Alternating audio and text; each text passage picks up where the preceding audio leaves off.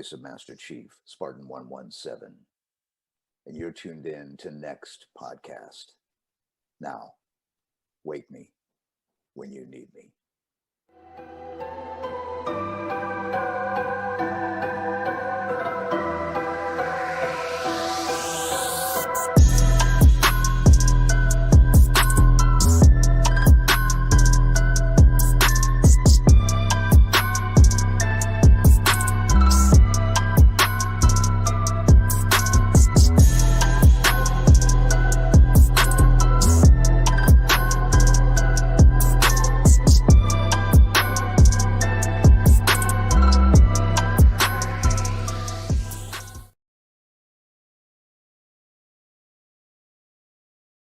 With that, like it's satire. You're okay with satire. Like anything satire, they can't get you for that.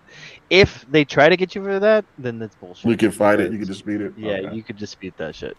Yo, and what's going on, everybody? Welcome to another episode of the Next Podcast. That is right. This is right after E3. We are going live, and we have a special guest. I am really excited for tonight's show. There's a lot of stuff to talk about, a lot of highlights, a lot of lowlights.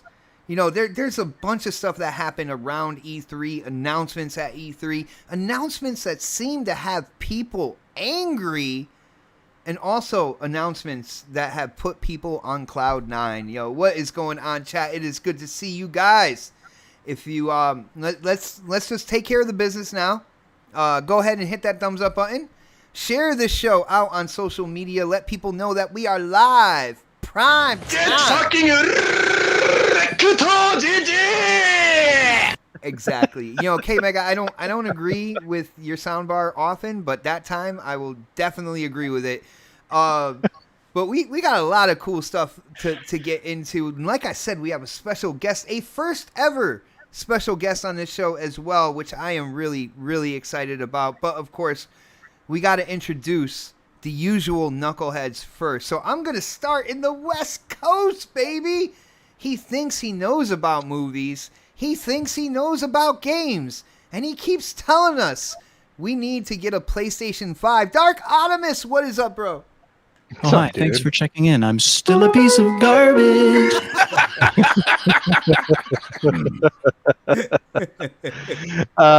Yeah, not much, man. I mean, I know more about movies than I do video games, so that's one of those. No wonder why you like PlayStation exclusives, like, you know, Until Dawn and stuff like that. They're more like movies. movies. They're movies. I get it now, and I am letting in another panel member. You guys probably heard that doorbell. Yes, sir. And we will wait to give him his intro. But Dark, it is good to have you on. I can't wait to hear your opinions and how you're gonna damage control this Xbox E3 showcase, Xbox Bethesda E3 showcase. It's gonna be interesting. Can't wait to hear the swerves. You mean the Xbox just has no games? Oh, here we go. Here we go, people. Now we can just chuckle at it. It's pretty funny. I chuckled at it before too, man. But anyway, let's go next on the list. We're coming up here to New England. That is right, the East Coast, baby. The Lord's time. And this man created, molded with his hands, the hashtag Crispy Truth that is setting social media on fire. Crispy Bomb, what's going on, bro? Starfield, Xbox exclusive. Oh, dude, you're gonna get people mad already, man.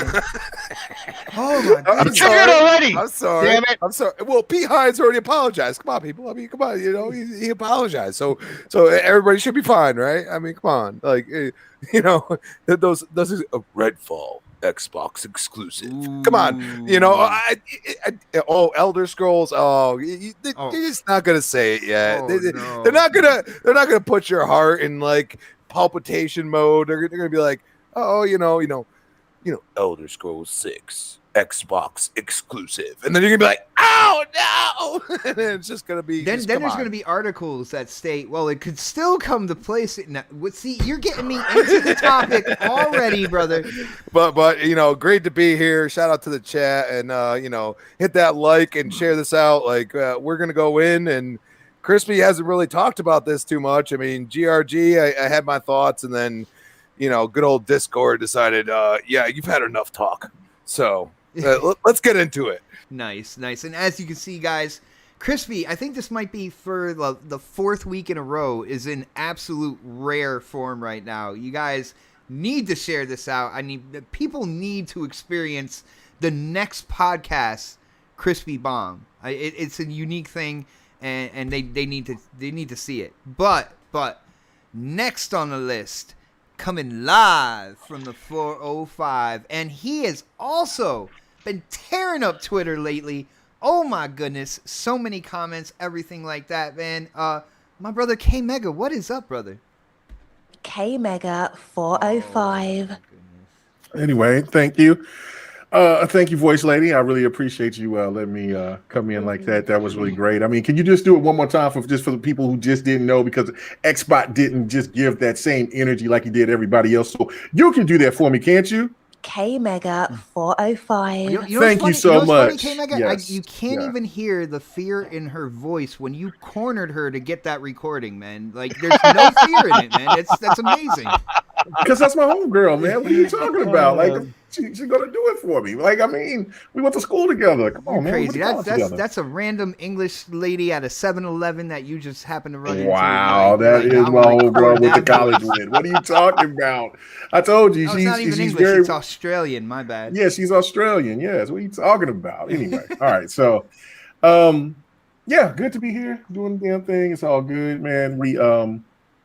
It's been a good week. I'm saying, been really busy. I know I haven't I just dropped some content. Had my very first dev interview. That's not Don. So that was really cool. I have another one I'm going to be dropping here probably later on tonight. Just been enjoying E3 and ready to talk about this, man. I mean, I think everybody's going to have a lot of different opinions. And man, it's going to be fun. It's going to be fun. Oh, definitely, brother. And I can't wait to get into it. But before we get into it, I need to introduce the man who rang the doorbell during the intros. Yes, he comes from Texas. Everything is bigger in Texas, including this man's ego. And I think his excitement for what is coming for Xbox as well. Predator, what is going on, bro? Oh, what's up? Oh, shit. Should have known that. I didn't get a chance to do a sound check, so hopefully you guys can hear me. Is that good? You good. All right. Yeah, man. You're actually louder than usual. Yeah, I know. Oh, really? No, don't change anything. No, don't touch nothing. You must have came from the zone. Welcome to the No, zone. Welcome to I have muted the panel for a second, man. This is what's going on. All right. Okay, there we go. Oh my goodness. He was just waiting for that. He was just waiting for something to be like, oh, you must have came from the zone then. Welcome to the Welcome to the cum zone. I'm not doing that.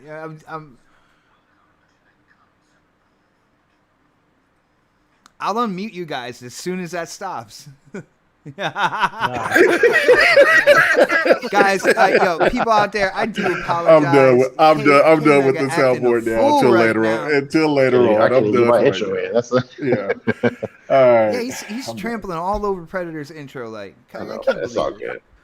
It's not fucking my ego like you said when you introduced me. So I'm good. It's all right. Oh, man. It's all right.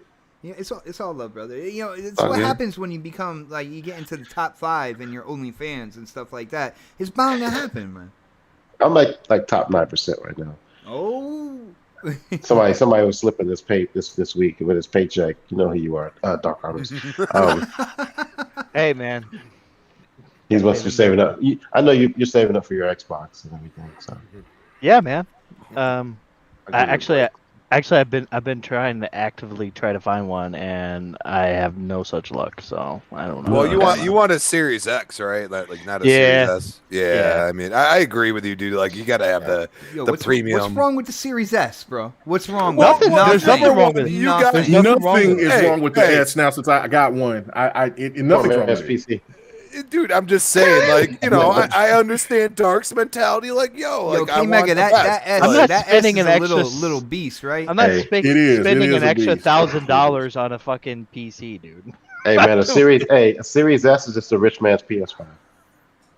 Ooh, wow. Damn. Wow. Damn, actually, wow. Okay. Wow. Yo, what is up, Abacab? Good to see you in the chat. Yo, JT Gamer, you said you're getting a PS4. I'll let you know, when I had my PS4, my favorite games to play were a little game called Resogun. It's a little kind of like just a smaller little shooter. It's pretty It's a cool. shmup. It's a shoot 'em up. Infamous Shmup. Second Son was a good game, definitely. I would say God of War 3 Remastered. That was my absolute favorite PS4 game. So yeah, Bot likes all the shitty fucking PS4 games that came out. I'm sorry, I don't play, quote unquote, play interactive. That's all of them, man. That's all of them. But guys, I have one more intro. I have one more intro because we have a special guest, guys. This man has been playing games before you can put a controller in your hands. He is also the creator of the Best Damn Xbox podcast on his YouTube channel, and I did link his YouTube channel in the description below. So when you do get a chance, go over there and definitely hit subscribe. My brother, Mojo Blues. What is up, bro? Hey, not much. It's hard to follow the cum zone, but I'm gonna try. We got Mojo Blues here to glad to be here. Hey, it's a it's a crazy. Thursday. Well, what You else don't know what gonna do? Welcome, brother. Welcome. Welcome to the. Oh no! Yeah, Mojo, you are definitely in for a treat, man. Just kind of let your hair down, go wild, man. We share our thoughts and opinions, of course, with everything that is going on within the gaming news. And the biggest thing so far has definitely been E3. Now, with that being said, I want to go down the panel here, and I want to ask, kind of like what the highlights were for you guys when it comes to E3. I'm gonna ask, highlights when it comes to like all the shows. Just when I say E3 2021, what are the first things that pop to your head and pop in your head, and let us know about kind of like your highlights. And Mojo, you are the special guest, so guess what, brother? You get to go first. Oh, excellent. That's a good thing you're saying. Talk about all of E3 because honestly, E3 is not quite back yet, people. It's just not. Most of the shows really sucked all week. I know Microsoft hit it big. They got more money than anybody else, and it shows. They put together a really good show. But I mean, even Nintendo put out kind of a weak show. I love some of the retro stuff, and you had a Metroid game that looked kind of like a 2D Metroid game. Exactly. I don't like the other one, the Prime. I like 2D Metroid, but they just they pulled that out of their ass. It's like a Game Boy Advance game or something that they. I'm sorry, it just didn't look like it. Yeah. Yeah, it's like, come on, Nintendo.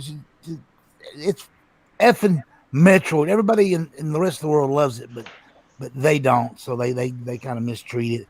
But the point I was trying to get at, most of the shows were not that good throughout the week. I mean, they like Square Enix had a show, and like, really, I don't remember anything from it already. And it's wow. I mean, it was Capcom had a show too. If you're not going to show something, if you're not really going to show something, I know Microsoft kind of, I think, twisted some arms, and they were like, "Hey, E3's back. We need you. We need people here." And but they put on a great show, and it was spectacular on Sunday. So that was my take on it. It was a big week for Microsoft.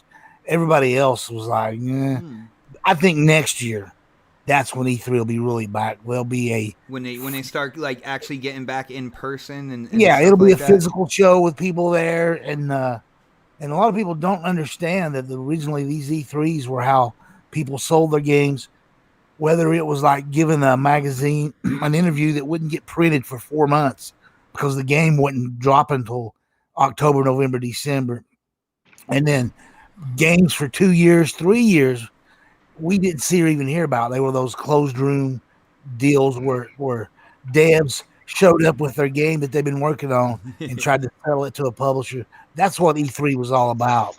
And you don't get that with these digital things that's been going on. That is true.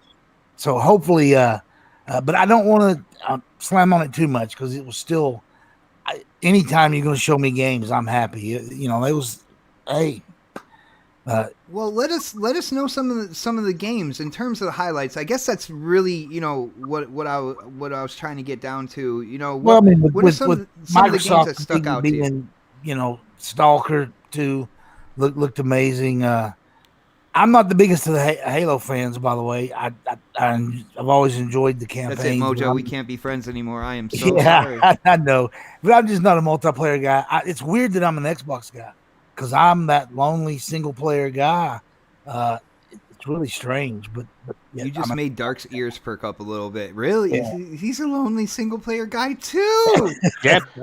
But Dark's Artemis, there was a lot. There was a lot of really good games showed. For Xbox and I will admit that, yeah, Halo looked really good compared to a year ago. And I didn't think they were going to be able to show me anything that would make me go, yeah, that does look a lot better. Even though I know they've had a year, but I thought what they showed last year looked good. I didn't realize how bad it really was. And I love the all the memes after last year's and stuff. I thought that stuff was great. Oh yeah. And then, but yet they wouldn't just delaying it for a year. They were actually working on it.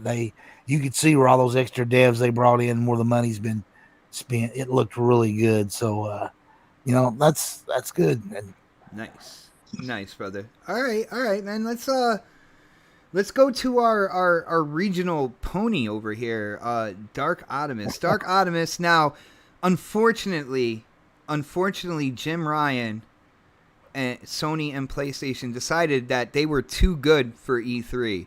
So they weren't there for you to kind of like gloat over and, shed tears of joy over, CGI trailers and stuff like that. But what were your highlights, sir, when it came to E3 this year? Really? You don't say. That many? We lost him. He's gone? Is he gone? Yeah, he dropped. I made him cry. Oh my goodness. He had to build a dam real quick. Come on. All right, well. There he goes. He popped back in. Oh, he popped back in? Yeah, I had fucking internet issues for a second there. Dude, no, really? You never have internet issues, man. I don't know what's going on right now. What were you saying, Bob? What was I said, basically, unfortunately, your pride and joy, PlayStation wasn't at E3. They felt like they were too good for it, and they're going to do a show maybe, somewhere down the line this month. But I still want to know, what are your highlights for this year's E3? I can't even hear you, dude. You can't hear me. I can hear him. Can you hear me, Dark? Can you hear me, Dark? I'm like having trouble here. Hold on. He is having trouble, guys. That's what happens. Go to somebody else. Go to somebody else. I'll be back. We are going to somebody else. I'm going to go to Predator on this one because Predator is an interesting character when it comes to games, man. So, Pred, highlights for this year's E3 all around, man. So you can pull from any of the shows, stuff like that. But what were your highlights this year? Let's see. I love Xbox show. What they showed, I think they did a really good job this year. I'm not gonna lie, I didn't pay much attention to anybody else's shows. I know I watched the Battlefield trailer release a couple of days prior. Watch Ubisoft? The Game Awards show. Yeah, what's that? You watched Ubisoft?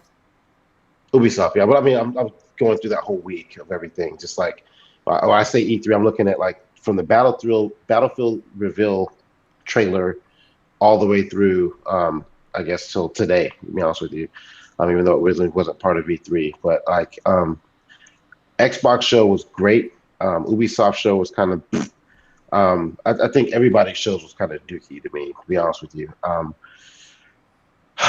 Everything was more individualized. Like, I didn't even watch the Nintendo show. I mean, I don't have one anymore, and like none of their games don't appeal to me anymore. I'm just too grown for some of the shit they have. But my biggest takeaway is the fact that it sucked so bad. Like, oh, wow. To me, like the whole thing was just like, with the exception of getting Starfield exclusive. The Xbox show, like I said, was the best part of it. And then the Elden Ring reveal. And that was it. Like, I mean, have we gotten rid of Jeff Keighley's portion of it and just had all of that from Xbox, and then like some individual game reveals from each person that was cool. We could have condensed this shit down to one day, wiped our hands clean of this shit, and been done with it. But and I think a lot of it has to do with like there really weren't people there. It's not a traditional E3. And I think that had a lot to do with it too, like where we all can't just get together, because part of E3 is us getting together there, doing the interviews, like picking up the controllers and playing the games there. I honestly, I haven't even had a chance to play the games that have come out on demo that Xbox did, which is great that they did that. They did it last year too, and people kind of underestimate that. It like basically brings E3 to us. Out there right now. Yeah. Like, I haven't touched them. That's been busy at work. But like, be honest with you, I know like some people have played some of those games. I don't know how long the demos are or whatever, but the fact that they're doing that in this environment where people can't get out to play the games, they're giving it to us at our own homes is great. And it sucks if you don't have an Xbox and you can't play those games. I don't think you can do this on the PlayStation side, but I mean, like, it's a great experience. But to me, the whole show, like the whole week, was just kind of drawn out, and it was kind of boring to me, to be honest with you, because usually, like, we'll do a show for every show. We'll have like a little 15-minute before show, and then we'll have like last year when we did it, or the year before last, when we actually had a real E3. Like, I remember getting on your show and letting you talk over the show, and like times. we would do like a mini show in between each event, and like we didn't even do that this year. I don't think a lot of people did that either, because like it was just basically it was just about the Xbox show. It sucked that Sony didn't show up again. I think gamers need that. I think they need to come back to the table and do something. Even if you're not a Sony fan, I think that whole week of E3 is something that we should all, like, as gamers, should be happy for. And it seems like, people have slowly pulled out of it. And I remember one of my first videos I ever did as a podcaster was, is E3 losing its luster? Because the first thing I started seeing was like EA pulled out, Microsoft did their own thing, like just actually being at E3. I've never gone. I know K-Mega has, but like, unless you're there, it almost feels like it's not even any fun anymore watching it on TV, watching it on your computers anymore. We're just there to see the new games, and that's it. You don't get the same experience. So I thought it sucked. Personally, the whole show. The best part of it to me was the Microsoft stuff. The stuff that stood out to me, obviously, Halo, Forza, Battlefield. There were a couple other smaller games in there that I can name. And then, we got some stuff after the show's kind of ended. Like, I think I saw Bright Memories trailer released earlier. They did this little show today where they did a more of a deep dive into some of the Xbox stuff too. But yeah, I still gotta watch that too. Yeah, Hellblade looks amazing. For what I just listened to talk about it, I know we got a while for that to come out. But overall, the show sucked. Xbox did their thing. I really was PlayStation when it came to the table and kind of showed us what they got coming up down the pipe. Even if I don't have one, I still want another PlayStation 5. My stepson has it, but I really wish they came to the table and kind of showed us what they're working on. Like, even like the PSVR piece, like there's questions about that. God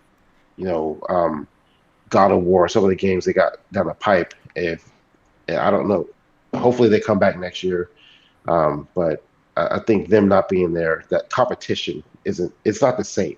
You know what I'm saying? With them not being there. And I like having them there just so we can all argue and complain and stuff and talk shit to each other here on these podcasts about it. But I would love to see what they have in stock and what they have hiding behind the scenes as well. So Okay, I got you.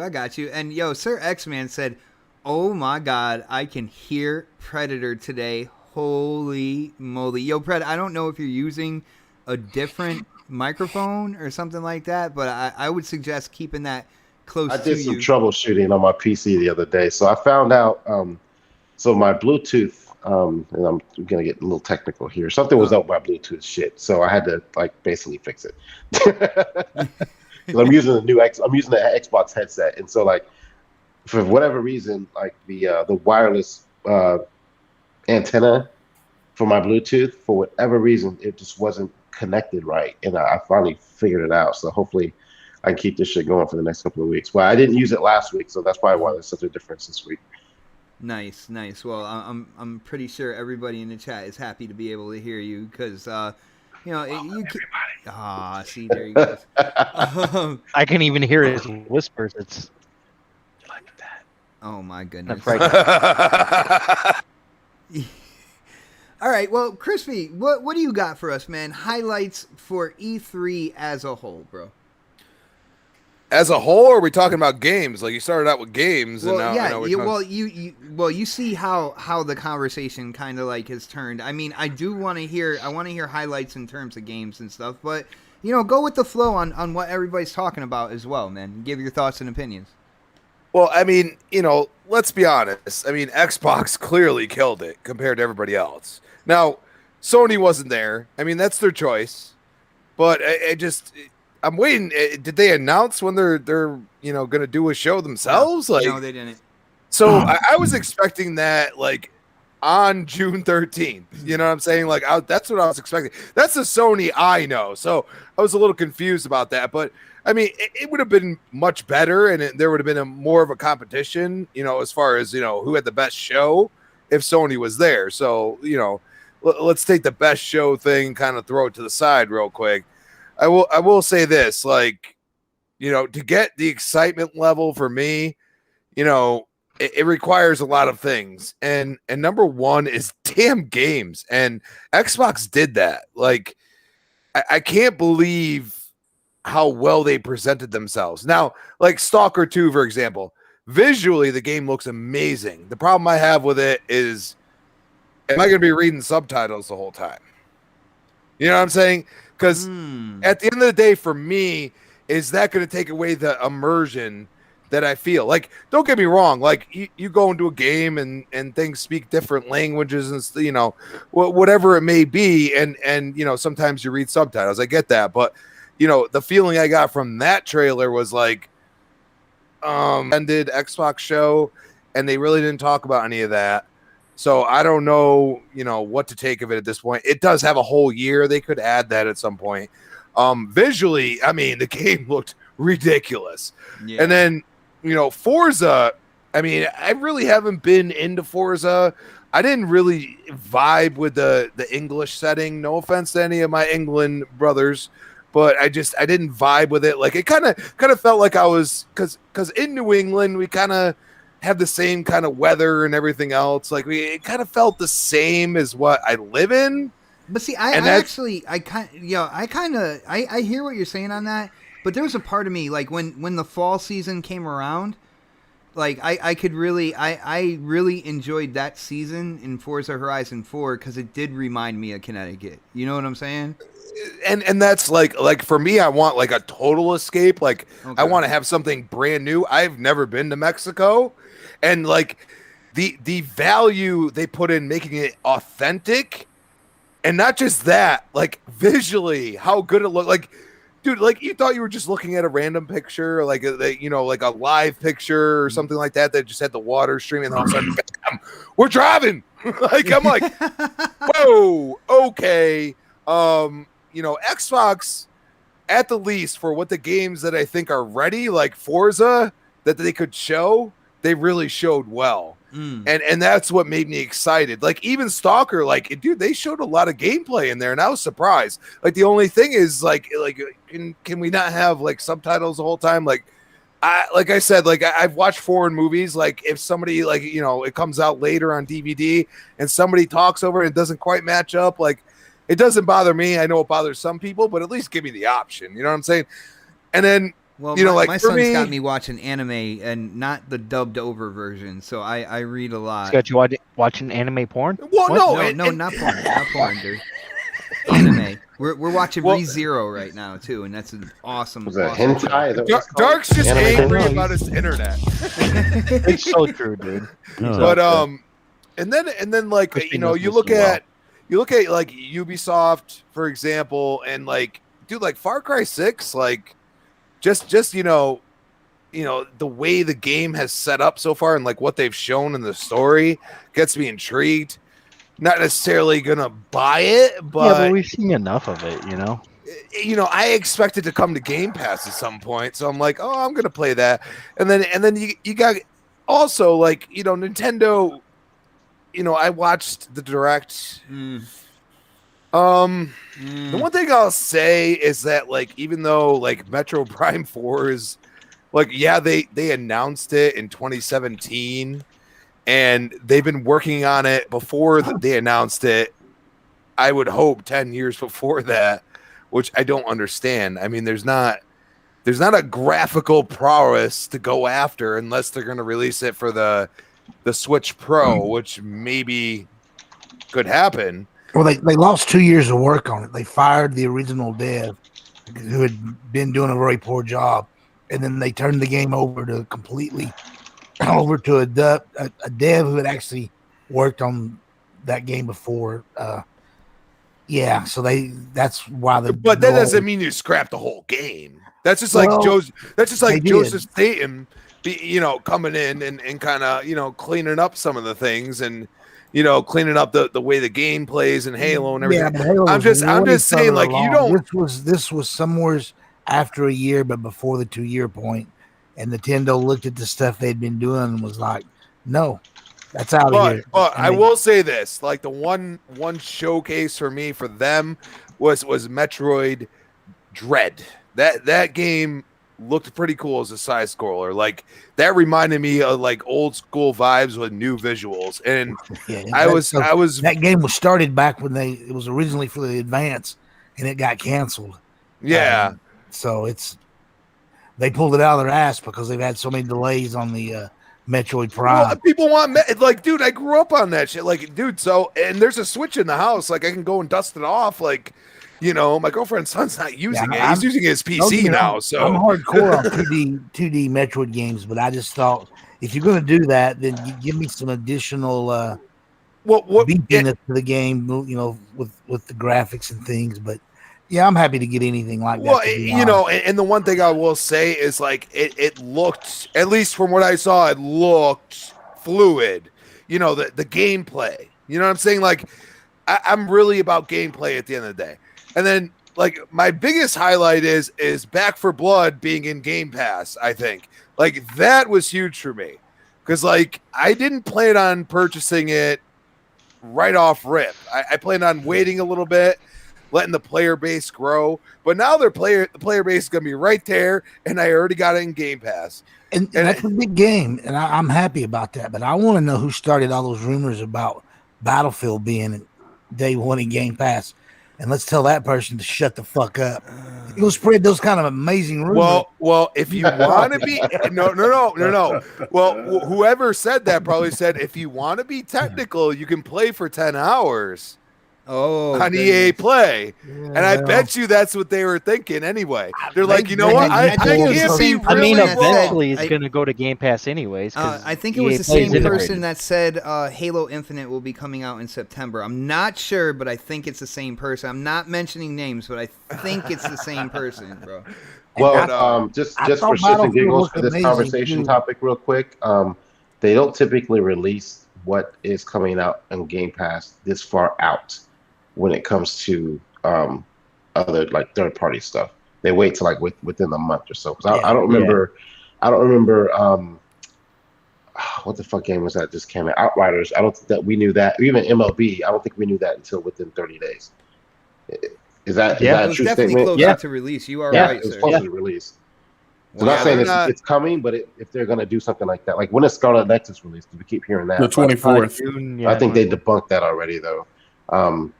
But like if they're going to put that in Game Pass, I don't think we'll find out this far out. be honest with you. I think they'll probably wait till it gets a little closer. But that's the weird thing about it, because like I don't blame whoever brought that up, because if they knew that it was multiplayer only, they might say, well, why didn't you just make it free to play?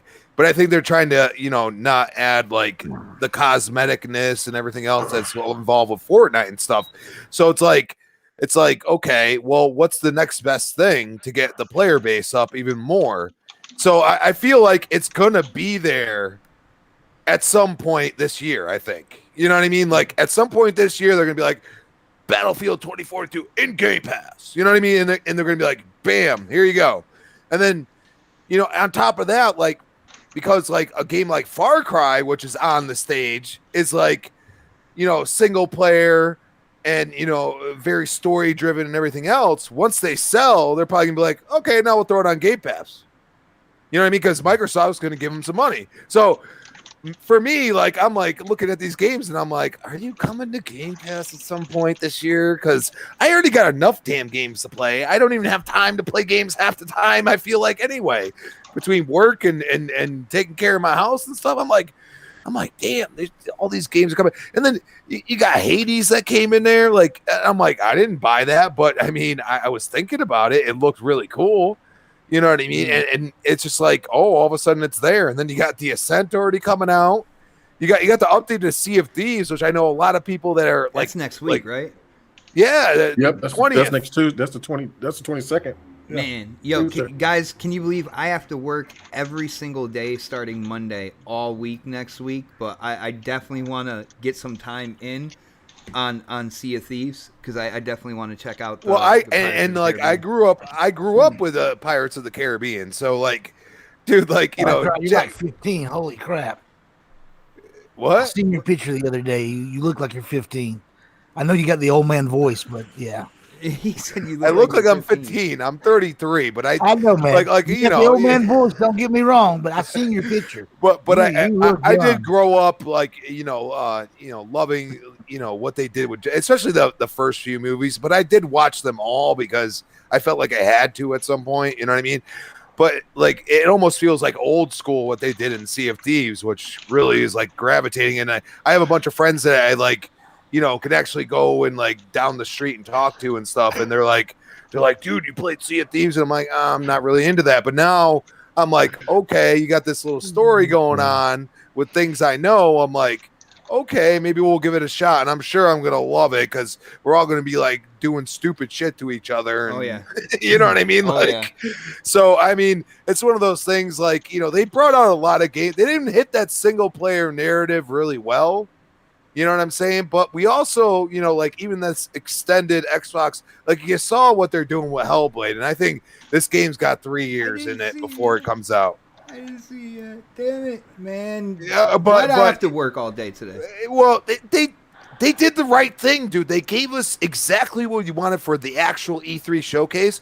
But then for people like myself, and I'm sure probably everybody on the panel that wanted to know about some of these other games and know the nuances, like, dude, Tim Schafer went completely into what's going on in Psychonauts 2. And I'm like, dude, like I might want to play this game now because it seems all freaking all over the place mentally. And I'm like, okay, like what do you? That's gonna be an awesome game, dude. The graphics, just the I guess you could say the quirkiness, like there some of the levels that we saw just for the quick kind of like what they showed for trailers and stuff like that looks like an insane game to play, bro.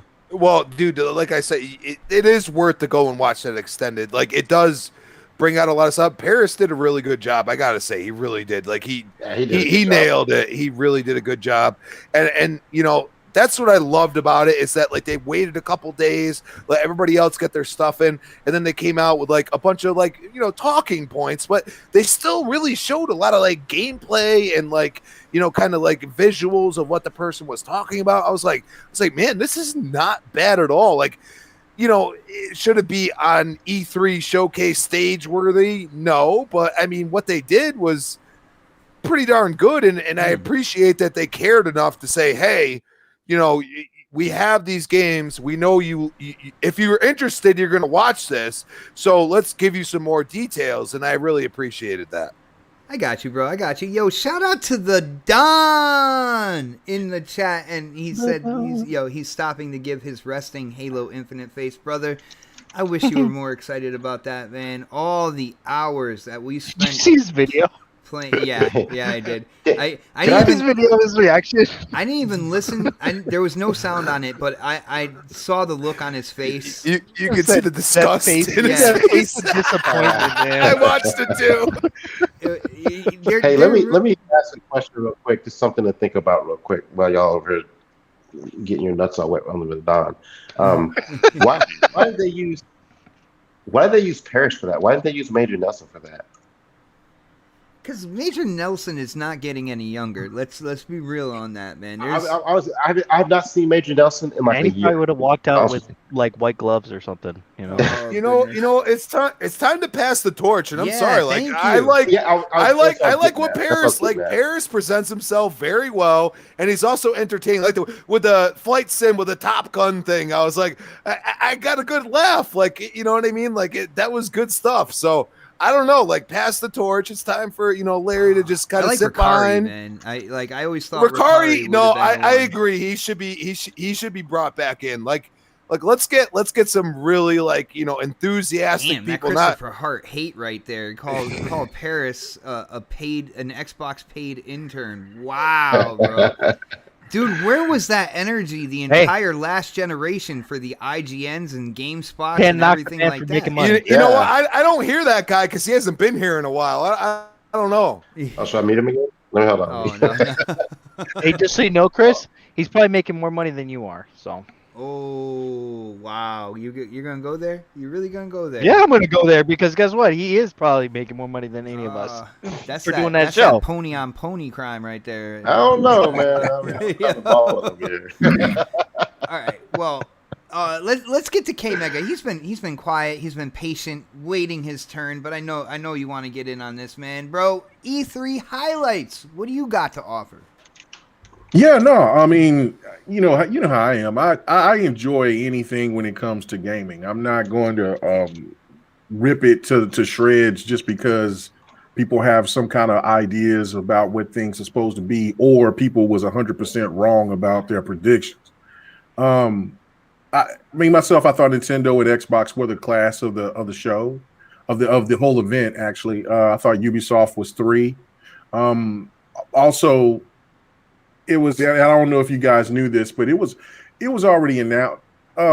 Capcom, not so much maybe, but Square Enix, they already said what they were going to bring and what they're going to show. They gave you a list. They said this is what we're going to show. That's it. So for anybody that was expecting to see this, to see that, and again, also I was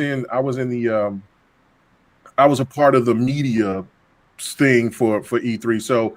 That stuff was already being discussed and stuff like that. So when there was people bringing it up and talking about, well, this was kind of disappointing, and then people started killing it. Like, look, Square Enix already said what they were going to do. Now people was expecting that maybe they would bring some kind of surprise, but the one thing overall, what it just showed that COVID really messed shit up for a lot of game developers, for a lot of publishers. COVID was it was the real deal. It shut a lot of things down. So. I think going forward, like if you look towards the end of the year, TGS, stuff like that, those other events, those will be a lot better.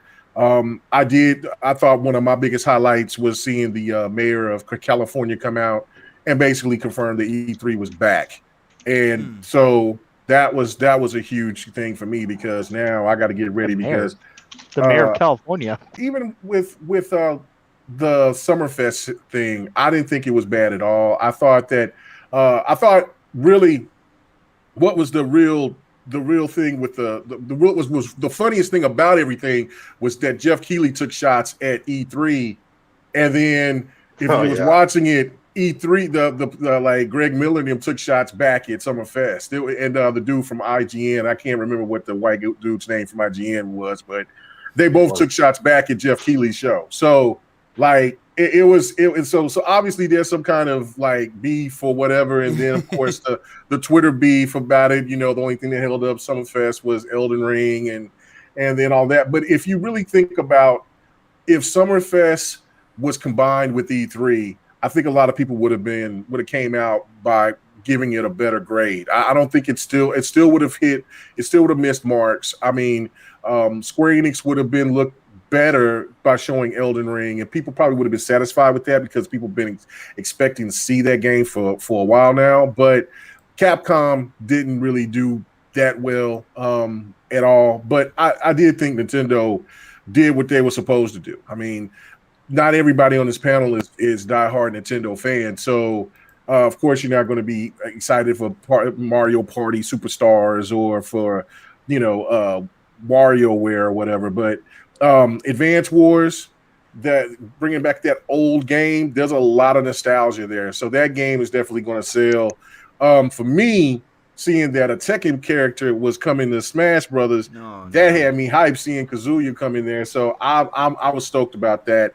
And then look, I played a little bit of the first Breath of the Wild, and that was when I didn't even have a Switch at the time. So and at points I'm like, man, I refuse to spend $50 for this game as old as it is. But I do want to play it because, looking at Breath of the Wild 2, it looks fun. So, yeah. And then Metroid Dread, listen, I look at Metroid Dread, it looks dope. But the thing to me is that it reminds me of the situation that happened with PlayStation with The Guardian, or The Last Guardian, where that game was supposed to be in development for 10 years. And then you got the product of what you got. And that was kind of like just to kind of shut fans up because they've been asking for a successor to the previous games.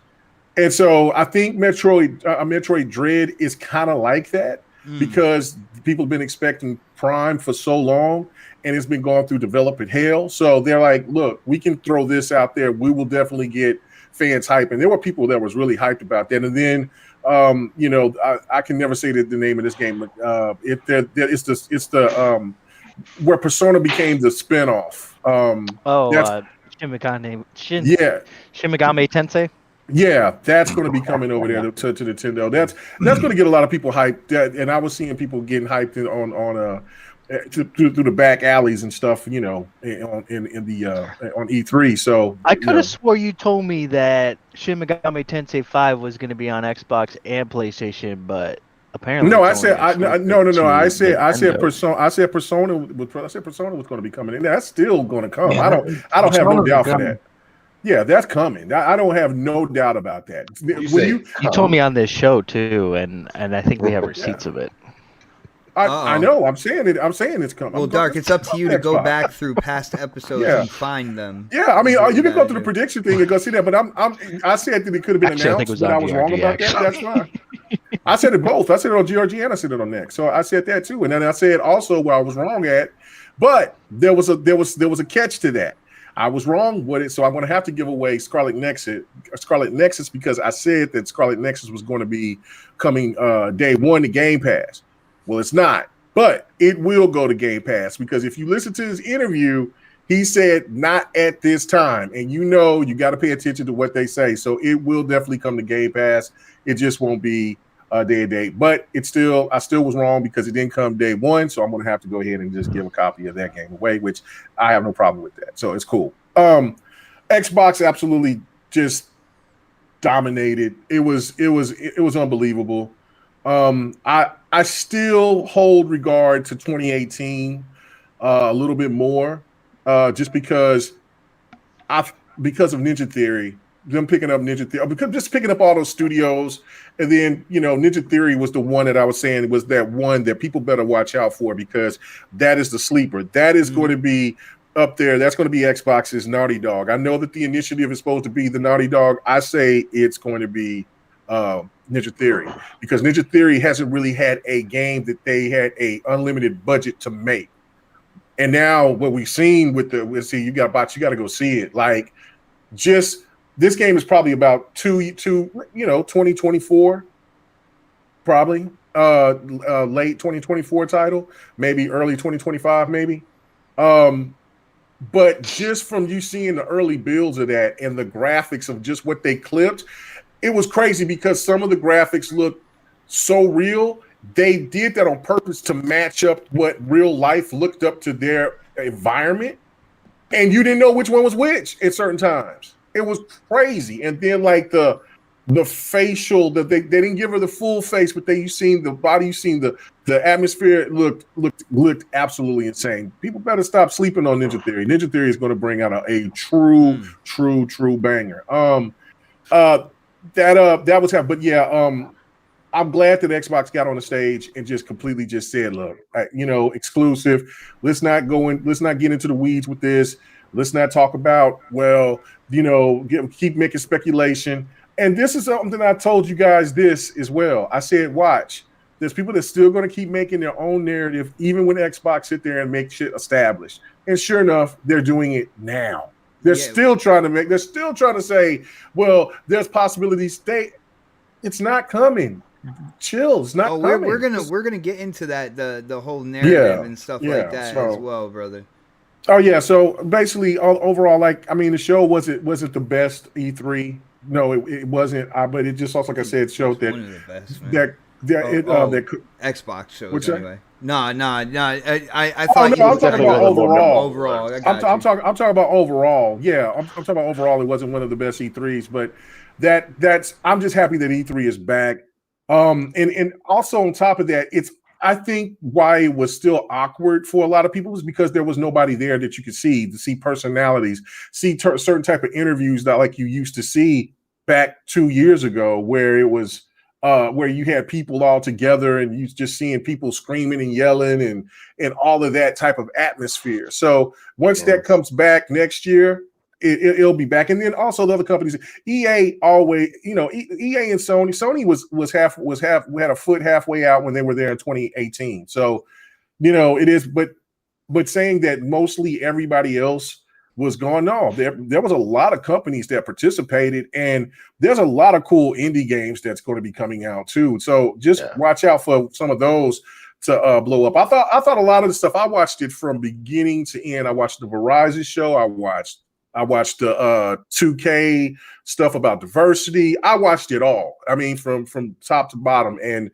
I left being more informed about a lot of stuff. But yeah, I could see why people would look at this show and say, "Well, damn, this isn't up to E3 caliber." Mm-hmm. But we also have to understand that it was because of the pandemic. Yeah, and I think that's one of the things. I'm happy E3 is back, and I think after we get through some of the particulars and stuff, I'm gonna ask you guys whether it was a good idea or not. But that's gonna be kind of like later in the show. Before I do that, there are a couple super chats. Sir X-Man, I did not forget you, brother, and I know you think I might have, but when going through the highlights and everything, we had people talking about Forza, and he said it's kind of hard for basically anybody to top Forza Horizon 3. So he was really a fan of Forza Horizon 3. Forza Horizon 3 was really good. I got to admit that, man. 5 looked unreal, man. That was crazy. I thought they were going to show some more of Flight Navigator. You know what I'm saying? And then I was like, what? Simulator. When I seen the car, Simulator. Navigator. I'm sorry. I'm sorry. I wouldn't be a brother to you if I didn't correct you live on the show, bro. Yeah. I'm wore out. Really, I've been doing a lot of stuff. We should take shots every time we have to correct K Mega. You might have to correct me quite a few times tonight, but that's okay. That's all right. We'd be drunk as fuck by the end of the fucking night. It's been a long week, man. I've been doing a lot of shit. Then the show, I'd have to change the name to GRG. Anyway. Oh shit. Man. Okay, my God. You're like, damn, that was messy. Whoa. Peter,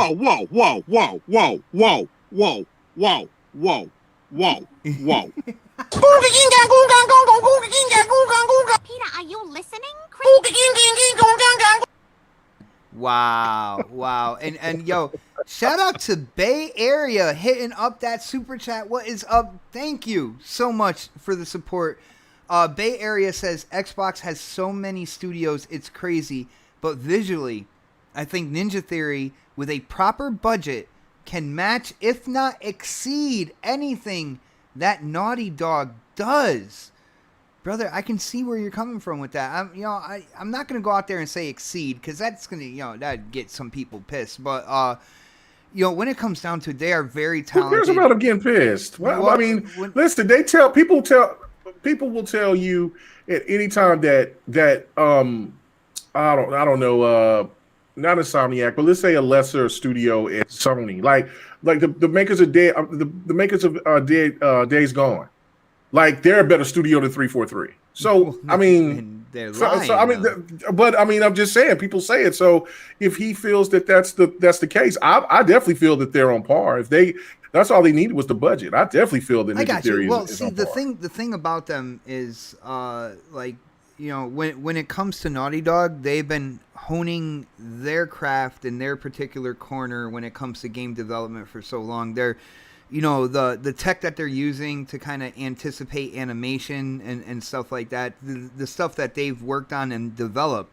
I'm not sure if Ninja Theory has been working on like those types of things, but when you're coming like strictly graphics wise, I can definitely see where he's coming from on that.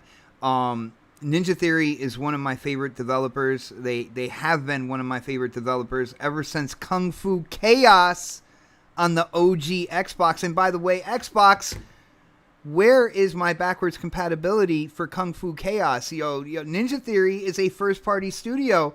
I want to play that game again on my Series S. Come on, people. What's up with that? Shout out to Sir X-Man again. He says, I can't wait to take off from an aircraft carrier. He's going to go full Tom Cruise, Top Gun status when it comes to Flight Simulator. Of course, with the Top Gun. He's going to be playing the song, too. Yeah, he's gonna be doing that like with his mouth. He's gonna be singing it. He's gonna be singing Danger Zone. Yo, shout out to Elemental Pio. What is up, brother? It has been a while. Hitting up that super chat, showing love and support, of course, for the show and the channel. He said the biggest get for Microsoft at E3 was getting Paris to host the extended event. Wow, you are really, Paris is high up there on your list for you, huh? That's awesome, man. I didn't get a chance to see the extended event. I will go back and see it, but for people who know me, people who follow the channel, you know, I work 7 a.m. to 7 p.m. You know, when I work, and I just haven't had a chance to see that because I did work today. Guys, we got to get into some particulars here. Of course. So I don't get to talk about it? No, not at all. No, you went second, didn't you? No. I called you. Remember, my internet went out. Well, that's not my fault though. Right. You gotta buy better internet. Oh wow. You got 30 seconds. Let's go. All right, go ahead, Dark. What do you got for us, brother? Well, I don't even know what questions you had. Highlights for E3. Oh, highlights of E3. I haven't heard anybody else after I called you. I've heard. Did you I've listen heard to anything going on in the show, bro? You think I listened to any of these fools? None of them. He was too busy playing Returnal. I don't know. Yo, hold on. No, real quick, Sir X-Man hit up that bitch. super chat. He said, I'll be singing You Lost That Love and Feeling. See, now you got that song. Anyways, yeah, so the highlights, Psychonauts 2, dude. Hands down, like, I can't wait for that. It's going to PlayStation as well? No. Single player. No, because it's single player and it's fucking, it looks cool as shit. Like, I'm excited. Halo, you know me and Halo, dude. Halo was like the top, top tier.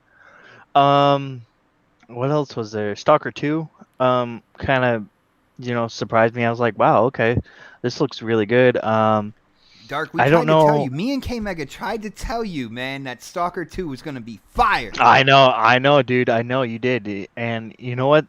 Now that I saw gameplay, because, like, when I didn't see gameplay before, I was like, I don't know about this game. And then I saw gameplay of it at E3, and I was just like, damn, dude, this game looks like Metro, like Metro Exodus and Metro, all the Metro games. So I'm excited for that. I am a little bit like Crispy in terms of like, is this going to be in English or is it going to be, am I going to have to read the whole time? Because if I'm going to have to read the whole time, I'm going to have to fucking take my time with the game. That was a real good point, Crispy. I got to give you that one. I didn't even think of that. because I don't play games to read novels, you know. Like I don't read novels, you know. Like as I'm playing games, like come on, like I don't wanna fucking read while I'm playing a game. Dark doesn't read books. He just watches the movies. I read books. I read if I'm gonna read, dude, I'm gonna read a book or I'm gonna read a magazine or whatever, you know. Or you know, I'm not gonna fucking sit there and play games and read. It's the same thing with movies. I won't fucking read a movie either. I think that's completely stupid. That's just my opinion, and that's it why is what it you'll is. never enjoy the Demon Slayer movie that came out, which is a phenomenal movie. I don't watch anime anyways, dude. You know that. Phenomenal. So it doesn't matter. Shut your mouth. It doesn't matter. I don't even watch that shit anyways. You watch that crap. You fucking nerd.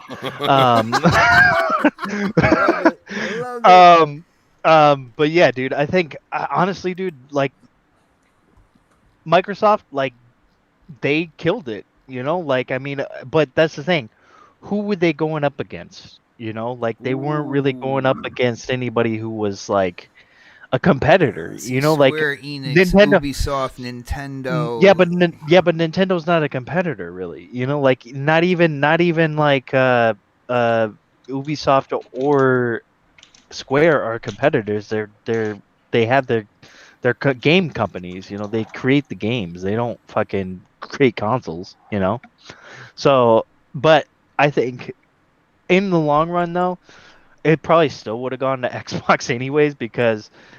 Let's be honest, the past E3s that have happened with Sony, I fell asleep too. So, I mean, he fell asleep to the music, especially in 2018. The flu guy really put people. The games look great. The games look great, but they fucking do these stupid ass music shit that I'm just like, and I fall asleep to it. And it's the same thing with Keeley. Like he did that with Summer Game Fest. It's all hoopla. Yeah, well, dude, get rid of the hoopla. Yeah, that's why when I watched Keeley's thing, I waited until it was over so I could skip through the fucking music shit. I was like, dude, I don't want to listen to fucking old ass bands from fucking 1992, who haven't made a hit record in fucking 20 years. You know, like I don't want to listen to these people. Saying 92 is old. Like I feel old now because of you. You should. You don't sound old, but you look old. I don't look old either. But no, man. I mean, honestly, like. Microsoft killed it. They always kill it with their presentation. They're PR people, you know. They know what they have to say and they know what they have to do. They always come out on a big stage, and that's what they did this year. They went out on a big stage and they were just like smiles and everything, and they were happy, and that's kind of how they've always been, and they always kill it. So I mean, okay. All right, man. Well, it is good to hear your opinion. I'm glad you spoke up because you know this topic took a little bit of time, and I didn't think that your internet issues didn't get you to speak about it at all. Yeah. So, I do have to say shout out to Chris Jones for hitting up that super chat, and Chris Jones is at work right now, but still listening to us. Chris, I hope we don't get you in trouble, but I absolutely love the dedication to the next podcast. Appreciate you. He hit up the super chat and he said, shout out to one of my favorite shows and some of my favorite people. Some people. So that's probably just me when it comes to the panel. And of course our special guest as well, Mr. Mojo. But no, shout out to you, Chris. Thank you so much for all the support, man. Definitely appreciate that. So I want to get into these particulars real quick that, K Mega was talking about earlier. Now, we saw Portal Player bringing up Halo in the chat, okay? And it seems like people who hate on Xbox, who have grown accustomed to hating on Xbox, even when they do a great show like we saw. And yes, guys, I said great. I had a blast watching Xbox's show. I thought it was head and shoulders the best show at E3. And we watched it together. Yes. And you didn't interrupt. It was K Mega who interrupted. I had a blast even watching it with Dark. So that means even more like how good this show was. But of course, people are going to try to pick things apart. and we got Portal Player trying to spin negatives about Halo. I want to address the whole Halo thing, but I want to get to the kind of like the bigger one. The one that most people said was the clear cut. Even E3 itself said this was the most anticipated game at E3, and that is Forza Horizon 5. Now, I got to say, when I saw the visuals, when they started, putting the gameplay up, my jaw hit the floor. There were points in time where they were showing things that, like, I just thought it was... I just, along with K-Mega, I thought it was like Flight Simulator or something like that as well, until they started showing the cars racing. And then I was like, oh, wow, this is what this game looks like. To me, the game looks absolutely phenomenal. Now, people are talking about the kind of like, I guess you could say the graphics mode and the performance mode. There's people out there like, how can they make the graphics mode 30 frames per second? And these people, they have a tendency to lean towards the PlayStation side. And I was a little confused by this, because most of their games, when it comes down to it, their graphics mode is 30 frames per second, and then they have a performance mode that's 60 frames per second as well. So I'm like, what is the difference here? But so they're talking about graphics mode being in 30 frames per second, and they're talking about ray tracing only being in Forza Vista. And we gotta either, this panel either is gonna squash these narratives, or if you're down, support them, share your thoughts and opinions. But let's go to Crispy on this one. So Forza Horizon 5, their graphics mode is going to be 30 frames per second. They do have a performance mode that is 60 frames per second. And when it comes to ray tracing, they only announced it for the Forza Vista, which is basically looking around the car, opening the door, hitting the start engine, and kind of messing with the car, getting really up close and personal to the detail of the cars in the game. Crispy, what do you think about this narrative that they're trying to put out there, that pointing to 30 frames per second, pointing to the ray tracing only in that mode? Do you think it's fair? And do you think, like, is it important to you? Because I know after seeing the graphics that I saw on the screen, I'm like, I guess the game doesn't need ray tracing because it looks phenomenal. But what do you think, Crispy? Dude, this is the problem, okay? Basically, Forza Horizon 5 is at least somewhat authentic, if not fully authentic, version of Mexico. And the one thing they said is they spend hundreds upon hundreds of hours mapping the entire landscape. They spent 400 hours on the sky, for the love of God. Yes. And if you Now, watch the extended version, you would know this. Crispy, real quick, I want to throw out there that the map is 1.5 times the size of Forza Horizon 4's as well. And think about this as well. You saw those graphics, and you could say what you want. Some people watch it in 1080p and were like, wow, are you kidding me? So it's all in what they're doing right now. And at this point, they're probably going to say the lower end of the spectrum. But a lot of people don't realize Xbox is constantly upgrading things. Constantly. If you're not in the Xbox ecosystem, you have no clue. Like, you're about to get Plague Tale Innocence at 64K. Okay? Like, they're constantly upgrading things. So as they figure out how to utilize the power and everything else, all of a sudden they might not even announce it, and they might be like, oh, like there's just an upgrade for Forza Horizon 5. And you'd be like, oh, okay. What's the upgrade? And all of a sudden, there's ray tracing on everything. You have no idea. Right now, they're giving you the lower end of the spectrum, because the whole point is that when they give you the higher end, you're going to be happy and surprised. Bro, if that's the lower end of the spectrum, oh my goodness, man. Well, that's what I'm saying to you, is that you look at frames and everything else. Well, I mean, look at most of PS's games. 4K 30 is not even possible on most of them. That's wrong.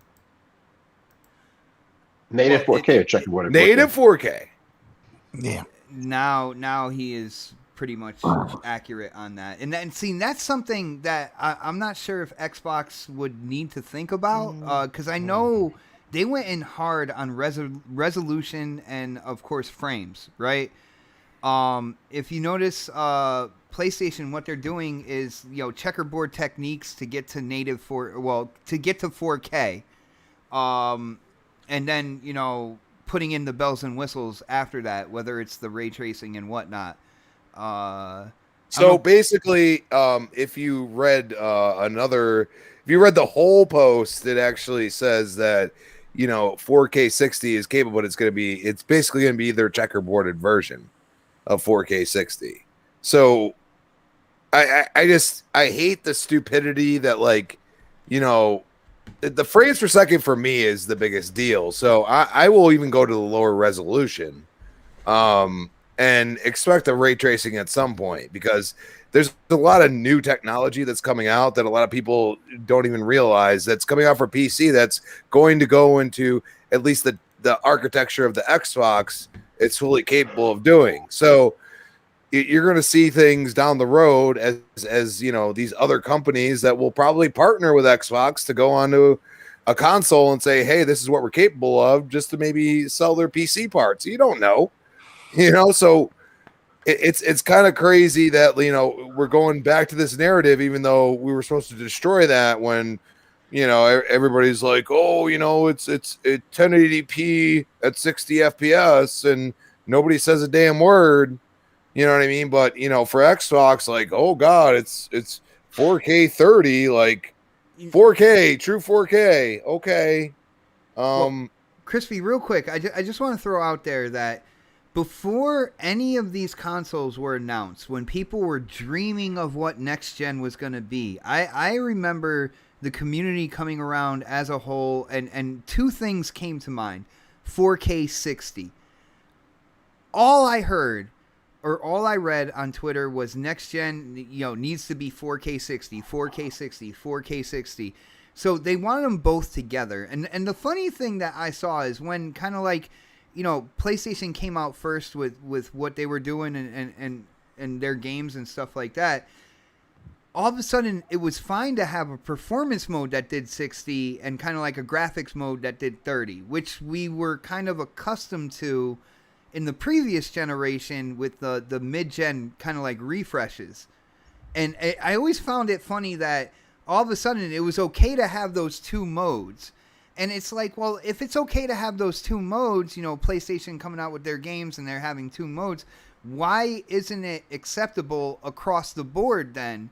And why are people now clamoring for 4K 60 when it comes to Xbox? Like, that is so weird to me. Well, the funny thing is that I don't feel like people have experienced 4K 60. And I'll be honest with you, it was true 4K 60 FPS, the multiplayer Gears 5, okay, on the 1X, people. Okay, true 4K 60. And that's in a multiplayer game. And Forza Horizon 5 isn't your linear, story-driven, third-person shooter. It is go wherever the hell you want and do whatever the hell you want. And that's pretty impressive for them to be putting out at least a true 4K at launch, or hypothetically they could be like, hey, did they announce a 120? Because I bet you they're going for that. I'll bet you it's gonna be 120 1080p, and people are gonna be playing in that. I know Halo's going for 120. What about that, bro?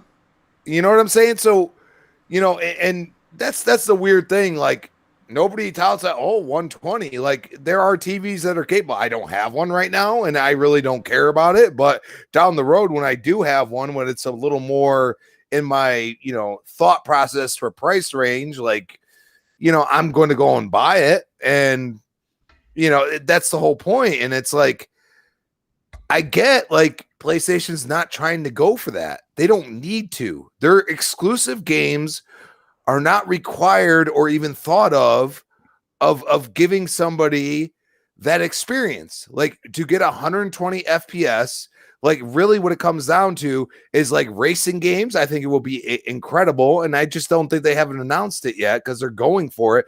It's going to be at a down resolution. It's just like if you play on a PC, it's going to be at a lower resolution if you go for the frames per second.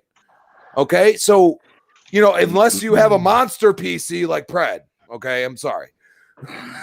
But that's the whole point. Like, you know, they don't need to do that. And, you know, for you to call out a game that's completely open world and is a racing game and say this is not acceptable, that is absolutely ridiculous because you don't even have anything you could throw at that. You have nothing. Like, even if you say Gran Turismo, guess what? It's not open world. Like, get your head out of your ass. If you haven't played Forza Horizon 4, you don't know what they're doing. What they're doing is absolutely incredible.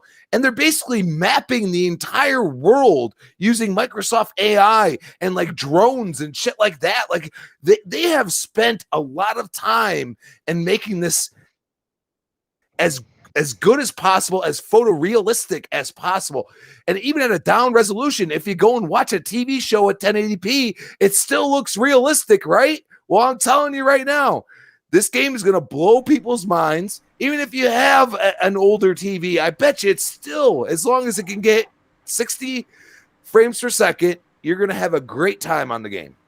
I got you, bro. Let's get other people in on this. Let's get our special guest in on this. Now, Mojo, first off, you said that you're not really a multiplayer type guy. And, you know, there's a lot of first-party titles with Xbox. I mean, they give the complete package, you know, single-player campaigns and the multiplayer and whatnot. I think Forza Horizon, even though it does have that single-player campaign, is known more for its online multiplayer and kind of the craziness that ensues with being an open-world racer.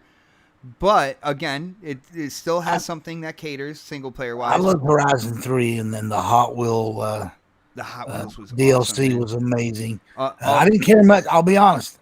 I didn't care much for Forza Horizon 4, other than I liked the seasons and the weather bringing into it. That was pretty cool. And they keep saying authentic Mexico, authentic. Yes. Unless they got hookers and cocaine, it ain't authentic to me, because that's my Mexico that I know. That might be. I want some kind of.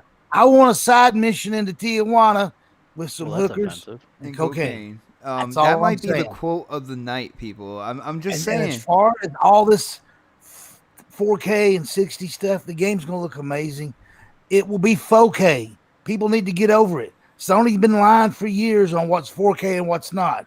So Microsoft has the right to call a game 4K, even if it's only whatever P, and then they use whatever technique to upscale it.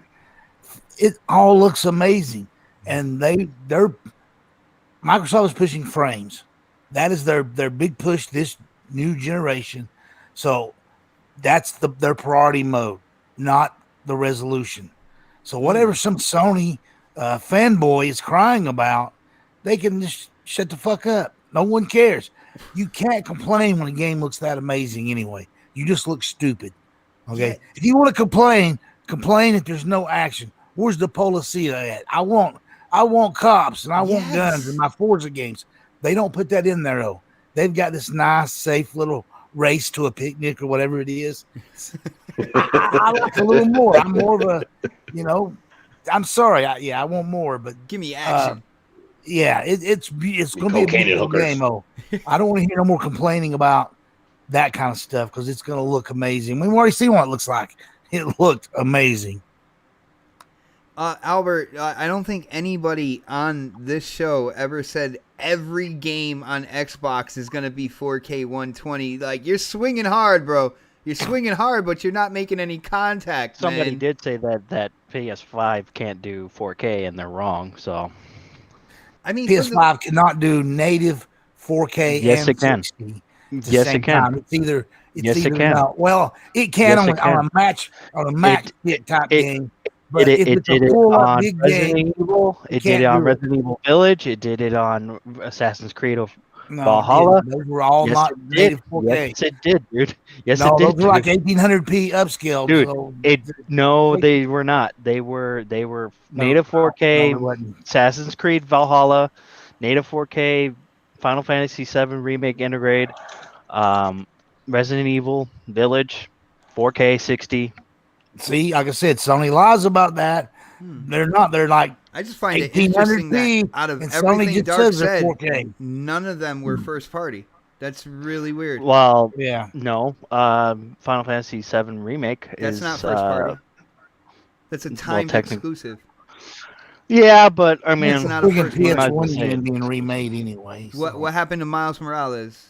Like, you know what I'm saying? DLC. That's also that's you got to Not remember 4K. that it's not true. Yeah, it's not. It's dynamic 4K. Okay. But that's the same thing. That's the same thing with Forza. And there's nothing wrong with that. You can call dynamic 4K 4K. I It think can be with Forza, what they're 1800p. It can saying, be 900p. Doesn't matter. It gets upscaled to 4K, so it's 4K. Albert said Dark is the only one with facts these days. Oh my goodness. What about the Well, fact it's that 'cause I you said guys- that every game that he pulled out, none of them were first party? Gran Turismo 7 is first party. That's supposed Ain't even out yet. that's supposed Yeah, to hit is that- 4K. It's supposed to hit 4K. 60 So they're frames. aiming for 4K 60, right? Aiming for They a might full, get it on that one. 'cause full this is 4K just a racing resolution game. at a smooth 60 frames per second with ray tracing to boot. Dude, are you That's reading what the it- advertisement? Because you put in smooth 60 frames per second. Like, it sounded like That's you're... that's what it says. Well, holler at me when it comes out. Yeah, like... But it's like here's the thing. Like you guys are you're touting that Xbox is going to be able to do 120 frames per second. Yeah, they can, but so can PlayStation. It can do 120 frames per second because it did it with Borderlands 3. Okay. Borderlands 3? Yeah. What? Yeah, Borderlands 3 did it. Albert, Wow. Albert is your best friend right now, Dark. I just want to let you know that. I'm just saying when you're once throwing out again, facts another like that, third party, right? yeah, but when you're throwing out facts like that, you should read a little bit about, what, instead of saying PlayStation can't do it. I'm just trying to tell you that it can do it.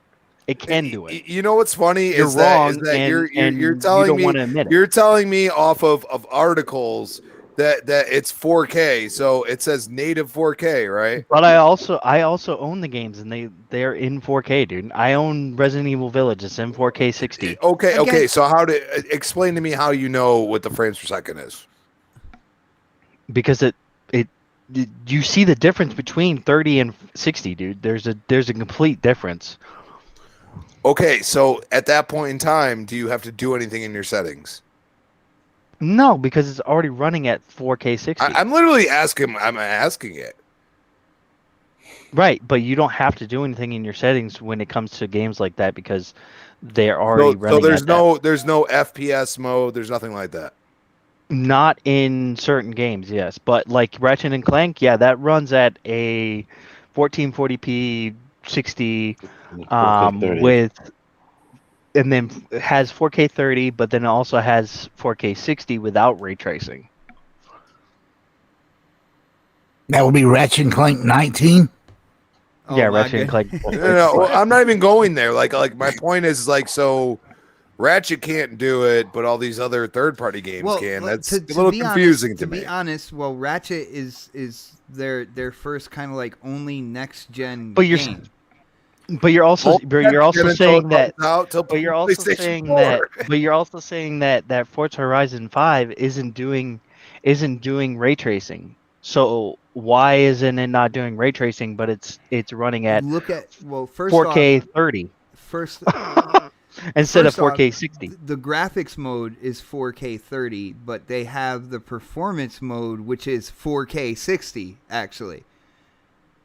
All right, you have native 4K 30. I didn't read that. I didn't read that. They put it out on Twitter, bro. They put it right out on Twitter. Say that if you the one that said we need to read it. So in other words, they toned down the graphics. They toned down the graphics to get the 4K 60.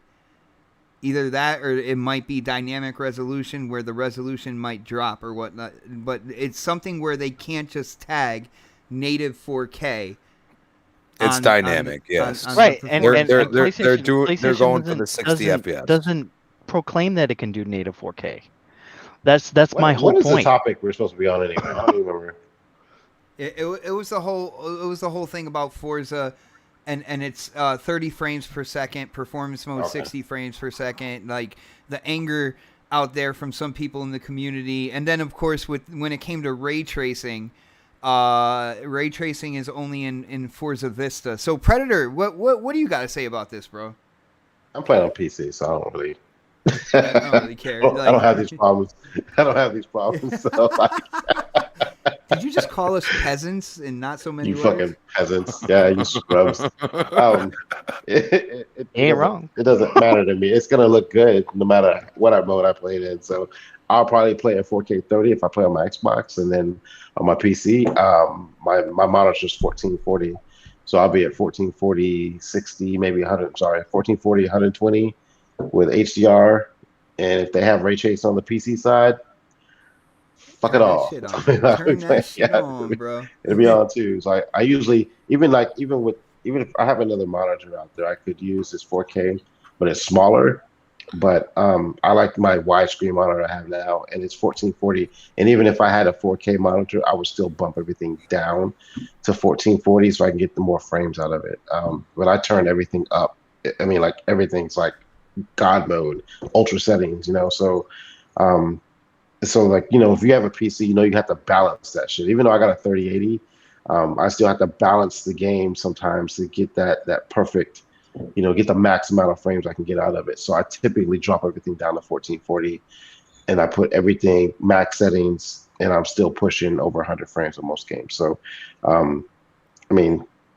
that's how I play. So most likely I'll be playing this on PC anyway. So you little peasants with your little Series S's. And that was shot at me right there. Right. One X's. Like you guys can play on your 4K 30, and I'll listen to y'all complain about it in the podcast. But real talk, like the game looks good anyway. So like in what we saw, and it's gonna get broken down Digital Foundry, and like there's no telling with these games lately. If you guys think about like the games that's come out the last couple of years, there's always a patch later, right? There's always a patch or a resolution boost later on. So like what you get at launch, it may not look the same in 6 months. Like they may do something where they can get it to hit 4K 60. They may optimize it a little bit more. So like don't get caught up in the initial optimization that you're seeing right now as far as resolution and frame rates when it comes out. But because they 6 months from now they're going to be, we got this patch, we tweaked this, we did that, and we'll be able to hit. Because I look at some of the games we're playing now from last gen, they're hitting 120p, right? So like, not 120, they're hitting 120 frames per second. Yeah. So like, it's possible. Now, personally, I would love to see it at the very beginning when I get the game to have it maxed out, but it doesn't always happen that way. And I don't typically go back and play games like that. So I really would like to get it as much power out of it as I possibly can at the beginning. But if they can't do it, like especially a game like Forza, where you're going to come back and play it, a year later, you'll still be playing that game because they're going to have so many updates for it over the time. So if they can add, 120, 60, 4K 60 in there with HDR and ray tracing, because I've seen them add that to games recently too.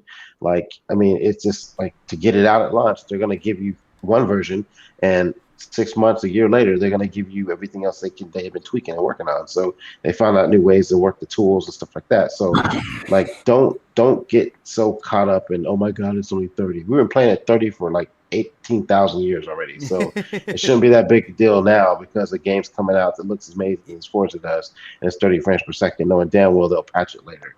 Calm the fuck down. Pred, and I think that's the whole thing about this. Like, this game got voted as the most anticipated game. So obviously, the first thing that grabs people is what the game looks like. And then you hear you hear what the game's about, and you kind of see the gameplay as it's going, right? So obviously even without the ray tracing in it and all this good stuff, the photorealism that's going on with the land, and with that being 1.5 times bigger than Forza Horizon 4, so you're dealing with a huge map here with photorealistic graphics. Like, look at that picture. Look at that, dude. Like when it comes down to, I'm like, what, you guys are just finding things to like say negatively about this, even though the general consensus out there from the gamers in the community and even kind of like gaming media is like, whoa, this game looks phenomenal. And it's like, well, but there's only ray tracing in Forza Vista. And it's like, well, dude, the game's absolutely huge. 1.5 times bigger than Horizon 4. And Pred, like you said, the same people that are complaining about that shit are the same people who don't have Series X's. Ooh.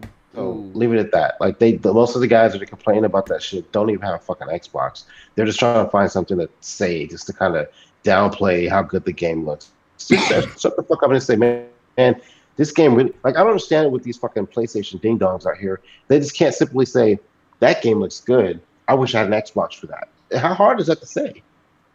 I mean, like, it's like, look at these images right now. Like, this is like photorealistic type shit. That man. game like, looks good. Yeah, Can't wait to get an Xbox. I wish I had an Xbox to play that. Like, I'll just, I need to scoop one. Like, it does look good. You're right. Like, I don't understand. Like, I know you're fucking being sarcastic and shit, but no, I'm serious. I think Forza looks fucking amazing, and I want to play it. So I mean, see how easy that was. Dude, God, man, it even got dark to want to play a racing game. My whole thing is that there was an incorrect statement that was made that isn't true. So that's why I brought it up. It was a statement that PlayStation 5 can't do 4K 60, which it can, just on certain games. I didn't say every game can do it. I'm just saying that it can do it. Yeah, it might not be the norm. There was also an incorrect statement about Forza when it came out. Everybody's like, it's only doing 4K 30. Right, which I thought was completely stupid. Yeah, in reality, like, the game's not even out yet. There's still time. Like, how many times have we seen like Digital finally break down a video of like a intro video, whatever, like where they like, hey, here's our game, look at it, and they break it down and they say, oh, it's running at 4K 30 or 1440p checkerboarded, and then by the time the game comes out, they have to come back and say, oh yeah, this game's now running it, from the first time we saw it this resolution. They've tweaked some tools in it, and now it's running at 4K. When Ratchet and Clank came out, they had to say, yo, they upgraded stuff. Graphic. I guarantee that Forza Horizon 5 will have a 4K 60 mode. I think it will too by the time it's or even 120 frames. It has a 4K 60 mode. It is performance mode, but like I said, it's a more dynamic. So yeah, it'll right. But it's also going to scale back on things like some ray tracing here and there and stuff like that. So it's not like. They definitely scale back on ray tracing when it came to the game. It's only in Forza Vista. Yeah. But K-Mega, what do you think about this, man? Xbox had a great showing. This game was kind of like the jewel in the crown of E3. I mean, it even got voted most anticipated, and people are complaining about the 30 frame per second mode and ray tracing only in Forza Vista. What do you think about this, bro? I mean, this is typical. I mean, listen, if all PlayStation 5 games were 4K 60, then they would have every right to open their mouth, but it's not. So the whole point is irrelevant to even talk about. I mean, you got to count how many games they have that performs at 120. So I mean that, and just like what Prayat was saying, that they're going to patch it up. Xbox is always patching things later on games if it's not hitting a certain number that they don't feel that it's right. They just want to make sure that the game performs well at launch first, and I think that people should commend that. But again, I mean, people rather go and have issues and then go and try to play Returnal and then lose their save and. So I mean, it is what it is. I don't enjoy what you enjoy, but I mean, if you see something that's really good, and if you don't have anything positive to say about it, then just don't say anything at all. I mean, I understand it's the internet, but I mean, it's like, I mean, damn. I mean, if Gran Turismo looked like this, damn sure believe that there would be me and others who are who are racer enthusiasts who loves these type of racers. We would say, damn, that's it. That's great. But I mean, we'll see. But we'll see what GT is going to be pushing when that drops, and then I think that's will be the comparison right then and there. I wouldn't compare Gran Turismo with Horizon. I would compare that with Motorsport when it comes out next year. I get that, but I believe that GT is going to come out before Motorsport comes out. That's just my opinion. Yeah, I think so. I think so. I think GT will come out earlier, and so that will be the comparison Again, you're right. It's because it's an open world with Forza Horizon compared to what Motorsport's going to be. But it is what it is. I mean, the game looked absolutely phenomenal. There's no racer looking like that. Mm-mm. So I mean that right there is already going to get you hate because they know that GT is not going to touch those type of graphics. I mean, it just PlayStation had their moment, their Halo Infinite moment last year too when they showed GT. So like that game looked it when you first seen from a glance like, oh yeah, that looks great. Then all of a sudden the pop in and all the other stuff. No, what they want to talk about was Craig. I get it. So I mean, you're going to say your biggest PlayStation game, which is Gran Turismo, still to this day, is not as important as what Halo is, which is Xbox's biggest game. So, you just let people know that GT is just not on the same level. So you rather talk about an Xbox game, which I think personally that, if I was a diehard PlayStation fan like that, then I would be more, I would be more concerned about what the studio that's doing Gran Turismo, how are they going to perform? What the game is going to perform like? Why we don't hear anything about it? Why they don't ask these type of questions? I mean, GT Sport was a cool game, but it didn't deliver like what what Forza has. So I don't know, man. It's really ridiculous all the way around, in my opinion. Yeah, and I'm sorry, but after we talk about this, we are going to get into Halo real quick as well. So K-Meg, I do apologize, but I figure this is a good venue, this is a good area to kind of like address the narratives and then squash them if we have to. You know what I'm saying? Like, I thought it was absolutely ridiculous. I could not believe that people would try to find some way to downplay. Again. I told you it was going to happen, I told you, like, it doesn't matter. I told you this last week. I said Xbox can have the best show that they've ever had, and there's people that saying that they're doing. And I said there was going to be people that's still going to complain and say something. Dude, this was just one of their best shows too. This was definitely one of their best shows, and look at what's happening. And people are trying to find any way possible to.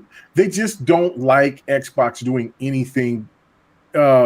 They like Xbox being in a position where they're fumbling more than they're over here succeeding. It's just the nature of the beast. Yeah, they want them in that position and not not learn from what they've gone through already and kind of clarify and then kind of push forward and do better. They want them kind of stuck in that same spot. So this way they could be the butt of their jokes on social media constantly. That's where they feel comfortable. Is making fun of one particular platform. It's kind of sad. But Dark, did you have anything to chime in on this? I know you said that you came in because you felt like something was being missaid, false information was coming out or whatnot. But what do you think about what people are saying about Forza Horizon to kind of put a negative spin on it? Yeah, I mean, I wasn't trying to make an argument about this, but I was just saying that the statement that was made was wrong. So whatever. But the thing with Forza is like, why does it matter to any of the PlayStation guys that this is happening? Like, this isn't. You don't even play on the fucking console. Why do you even care? Oh, dude, I would ask you to repeat yourself on that. Why do you even Yeah, care? yeah. Why do you even care? You don't even fucking Are play you on the thinking console. about buying an Xbox? Maybe it's that. If the you're reason? thinking about buying an Xbox, then you should have bought one already. Or if you're thinking about buying an Xbox to play Forza, then just buy an Xbox to play Forza. Why even go to extreme lengths to even say anything about the because both consoles do the same shit. They have a performance mode and they have a resolution mode. And it's like it's completely stupid to argue about this whole thing because honestly Forza looks fucking phenomenal. Like Forza Horizon 5 looks like probably the best game period. That'll probably be on any console this generation. Forza Horizon 5 I wouldn't say this probably generation, but damn, bro, that's okay. big. I will say in the next couple of years, Forza Horizon 5 will probably still look the best. Because it just like they went to so much detail with that game, so much detail, It's even down to to every the single fucking cactus thorn. just yeah to the cactus thorn. That's how much detail they put into this game. So at the end of the day, like if the game looks fantastic, I mean, does it really matter if you're playing it at 4K 30 or 1080 60 or whatever you're playing it at? Does it really matter as long as you're playing the game and you're enjoying the game? Shouldn't that be the thing that matters, not the resolution and fucking frames per second and shit? Like that was my whole thing with Ratchet and Clank. A lot of people were just like, "Oh, well it's not running at this, it's not running at that." I don't care about that fucking shit. All I care about is playing the game and enjoying my time with the game. That's all I care about. I don't care about any of that other stuff. And The right resolution. now, with what's out, Ratchet and Clank is probably it's the best looking game out there right now. Right now, yes. Right now, I will say, I will give you that. It is the best looking game right now. But to be honest, I think Xbox is gonna have some really great looking fucking games. I mean, look at Stalker 2. Oh Look yeah, freaking phenomenal, dude. So, you know, Forza looks like so real that I actually had to take a second look when they first showed it, dude. yeah. I was like, wait a second, what is that real? Like, did they just like? It looked like they put a picture on screen, literally, like a picture of Mexico. That's what it looked like, and it looks phenomenal, dude. I'm excited for it. I'm gonna play it when it comes out, cause I don't get into this fanboy, fucking stupid ass console war bullshit that everybody else does. It's so stupid to me. I want to know who did the poll saying that Forza was the most anticipated game That after came the from show. E3. The people who run E3. Who was there? Some kind of vote. Yeah. It didn't seem very realistic. I'm sorry, but Halo would have been far and away the most anticipated now that the shows happened. And there was other games. I mean, come on. Well, there's some Mojo, yeah, people. just There's give some me- people that amazing, doesn't. but it's a racing game. You got to understand. You have to understand this though, Mojo, and with the people that's a part of E3, single player experiences and shooters just is not going to get that type of respect. It's just not. The people there's just. I mean, I was reading a lot of comments within different groups, and they gave Halo its props. There's no doubt about it. But Forza Horizon, Psychonauts, Stalker, but Stalker was important. Starfield's more to me. More, yeah. But that vampire that was they're talking about with. visually. They're talking about more visually, but like, I mean, I thought Battlefield looked absolutely amazing. I mean, I brought that up and they were like, it's okay. Yeah, I mean, but it's another Battlefield. So like that's just how they have a lot of those people have that type of thought. Like, it's got to be different. And Forza just kind of threw everybody for a loop because nobody was expecting it to look that good. Yeah, so, no. And they weren't expecting it to be that like so interactive. Like it looked like you're gonna be doing a lot of shit you didn't get to do in the other Forza games. So It looks fantastic, man. I'm excited for it. I gotta get a Series X. Shit, fucking. I've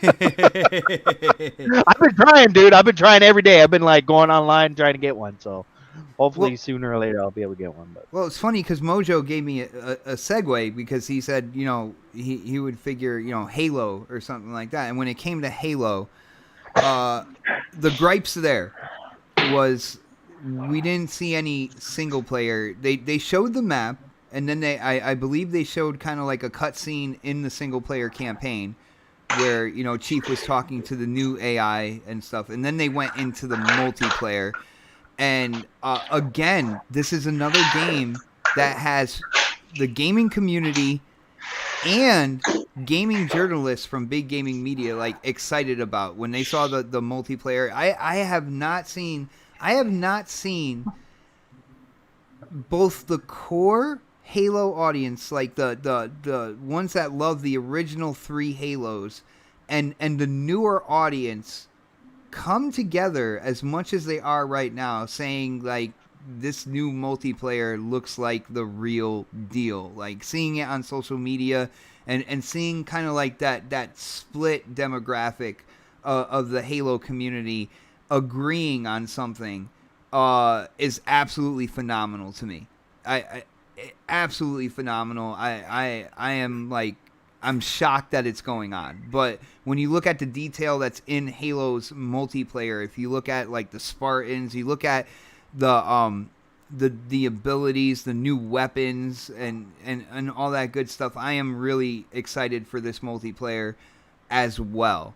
But again, when it comes to particulars, people are pointing out that it still only says holiday 2021, which I really have no idea why people are bugging out, saying that it could be delayed again, and there's no way this game is getting delayed again. I can almost guarantee that. If I had to put myself out there, I'm saying this game is not getting delayed again. It is going to be out for the holiday of this year. But that's the gripe there, and the no single, they haven't shown single player campaign for this year's E3. So let's see. Predator, what do you think about that, bro? It's not a big deal. I'm not even stressing over it. Like, they didn't want the whole show to be just Halo. I mean, like, they showed us single player last time, and they're showing, you know, multiplayer this time. And look what happened. Yeah, right. We didn't want another Craig incident. So, like, I wouldn't. Again, most of these builds you guys are seeing in E3 are early builds anyway. Don't hold too much weight to what you see. That doesn't mean they're hiding anything. Holiday, I look at it like this from a strategic business point of view. Why tell people the release date yet? You know, like, I think it was Porter players saying, oh, they might delay it. Like, well, they also may have a date in mind, but maybe they want to see what Sony's doing as far as their holiday lineup. You know what I'm saying? So, like, why put that date out there so someone can come in and say, okay, we're going to release our game the week prior, or we're going to release, like, keep in mind, this is the holiday season. They typically sell a lot of consoles around this time. These games sell around this time. So why show your cards right now? That's basically one of the major AAA games, it's not single, but AAA Microsoft games coming out this year. So I don't see what the big deal is about them just saying holiday. Like, we see that all the time. At least they gave you a fucking year. Holiday can be from November till January. You know, like, we see that shit all the time. I don't think it's going to delay because isn't it the 20th anniversary this year as well? 20th anniversary as well. So, like, I think they have something planned for it. I think they're gonna. That would make sense. I think they're trying to. I honestly think what they're gonna do, and I hate to say they're gonna do this, but we haven't had an inside Xbox in a long fucking time. I think they're saving that release date for that. They're gonna have a Halo blowout, right? Yeah, basically a full up Halo blowout inside Xbox, and they drop the release date there. That's what I would do, and you can have Paris host it. I mean, damn it! Everybody's on Paris. Like, everybody's with Paris. I think everybody's right just tired of Major Nelson. We're like, you know, we haven't seen him in a while. Shout out to Ricari, man. I miss you, bro. That's all. Yeah, maybe we need to stop this old people hate on Major Nelson. But whatever. Yeah. Hey, Mojo. Hey, I get it. That smooth baritone, voice of Paris was pretty sweet. It isn't. No, it isn't that Major Nelson's old. To me, I think he's just been doing it for a while, and I don't think his audience is the same as it was once back in the day. We need fresh blood. Sometimes it's okay to just remove someone and put someone else new in. Plus, Major Nelson's attitude is like everybody knows how he is when the camera's not on him. Now, like he is not a happy guy for the most part. He does put a face on, and he needed to at points in time. But like there's been videos. When he's not on camera, he's saying, "Get off my lawn!" Yeah, pretty much. And Mojo, is it really? I would like to say, if I had to pick between Major Nelson or you going forward, I would pick you hands down, man. So it's nothing in terms of age or anything like that. It's just it just seems like there needs to be somebody new there. He needs some more excitement with it. Like I don't think he excites the crowd like he did back in the day. Like people were the truth to it is you need somebody like Paris. Major Nelson is just somebody in their marketing department. He's not supposed to be on camera talent. Just because you can be in marketing doesn't mean you should be in front of a camera trying to sell something. And that was one of the things where Microsoft tried to make, almost like they tried to make stars out of some of their people that they really shouldn't have done that.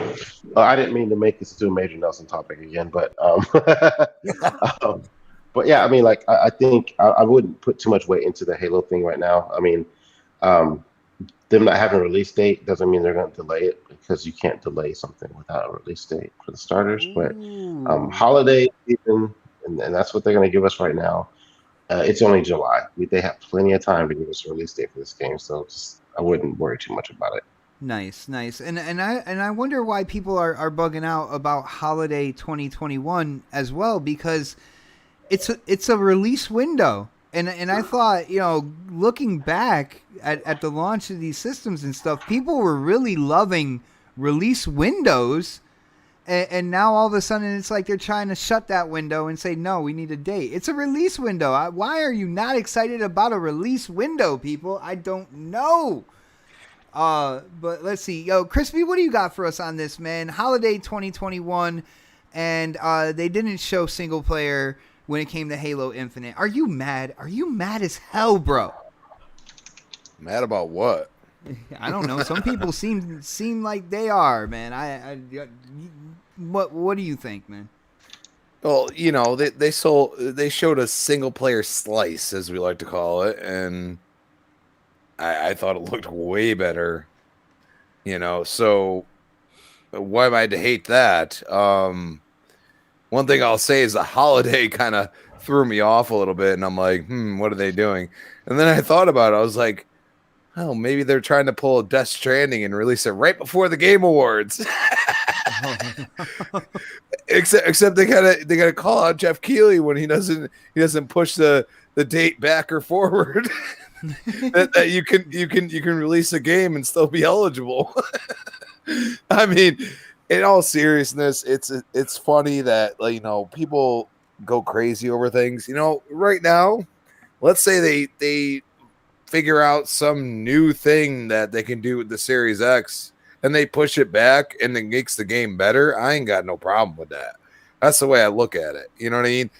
You have to realize that they have so many different teams working on this game at this point that the only thing that it's Halo. But I mean, when you bring in the coalition and shit, dude, I was like, who the hell else you brought in here? And we don't even know half of them. You know what I mean? They got all kinds about the coalition. You be quiet, man. Yeah, that single player trailer looked pretty good. Oh man, I hope my Spartan isn't slapping ass to the wall. I'm not down with that, yo. Yeah. I'm sorry. The coalition can only do the gears, and they can't do visuals. They can't do the visuals that you've come to admire, right? They can't do that. So it's quite funny. And they make a multiplayer that only you can use one gun in it. So what do you mean? You just don't know how to play the game. We already had this argument like 2 weeks ago. We don't need to bring it up again. The white on white crime needs to stay fresh. We can't keep it. We can't keep talking about the same thing. It's got to be new things, guys. Well, I mean, if he's gonna bring up Gears, then I'm gonna bring up that you can only play with an Asher on. Dude, I'm talking about visuals, and you're all about playing the game. Like, dude, you can't even touch me, and I already know that, but that's fine. Okay? I wouldn't want to touch you. So that's why Halo is $59.99. It's not $79. No, it's free to play multiplayer. Think about that. No, if you actually you could still buy games in the Game Pass, just so you guys understand that. Oh, yeah. We forgot about that, didn't we? Yeah. It's always funny. Like, everybody pushes narratives until they're like, oh yeah, well, I forgot about that part, and that's the whole point. Like, you know what? They could say what they want. Holiday 2021. People are like, okay.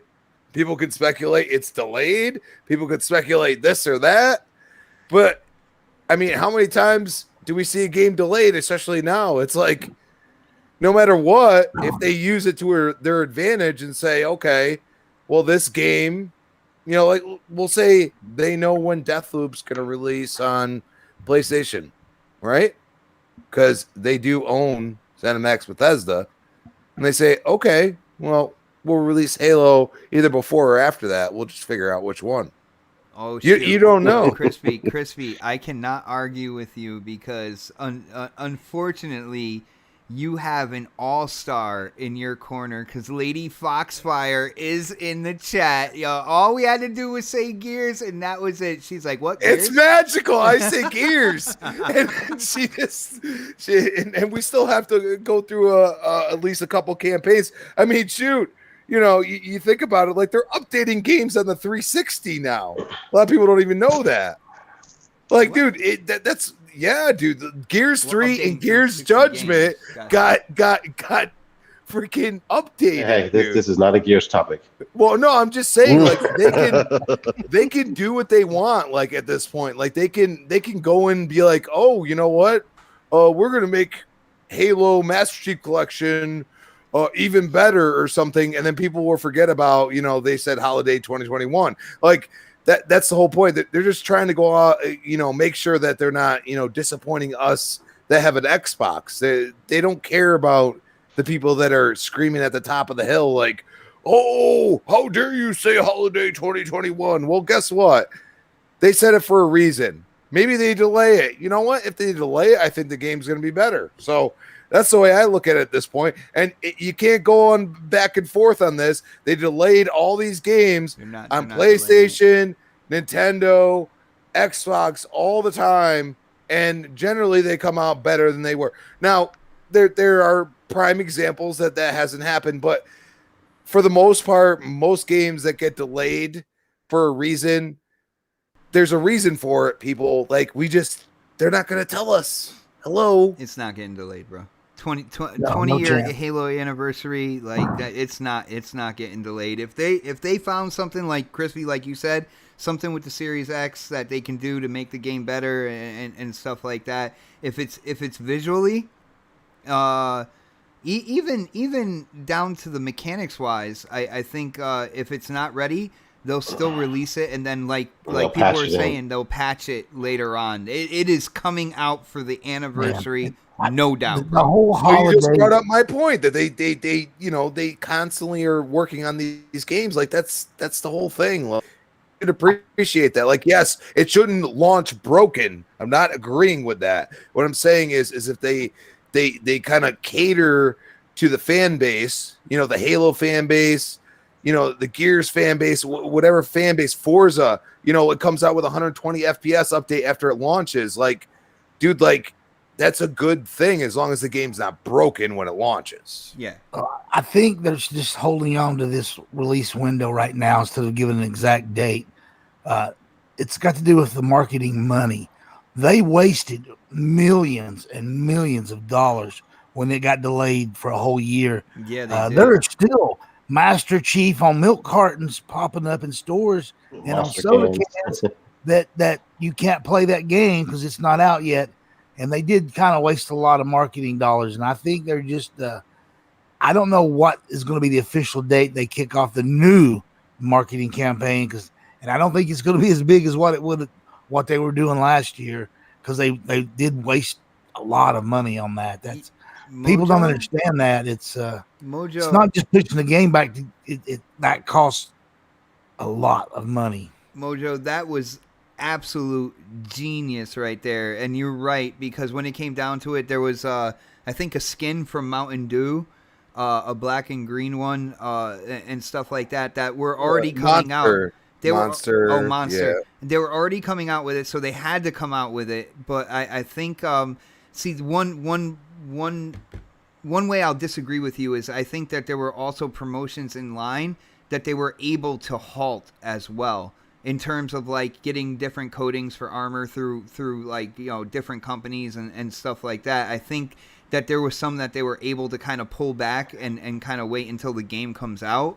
I think they were able to agree with that. So I think the marketing is still going to be big, but there was some of them, like you said, there was Master Chief on milk cartons and stuff. The that milk just cartons, couldn't be because held Master back. Chief's been missing for a while. Oh, he was supposed to be out last year, so yeah, they stuck him on milk cartons. But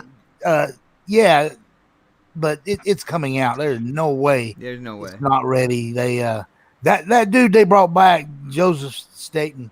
Mm-hmm. I was kind of impressed with him, and I think he's running the show there now. Old girl just does the books for him. She's, Bonnie. She runs the company a different way. He's the he's the feet face. to the ground programmer type guy, and I think that's why it looks so impressive. And yeah. And the thing about, like, when it comes to the multiplayer, the one thing I like.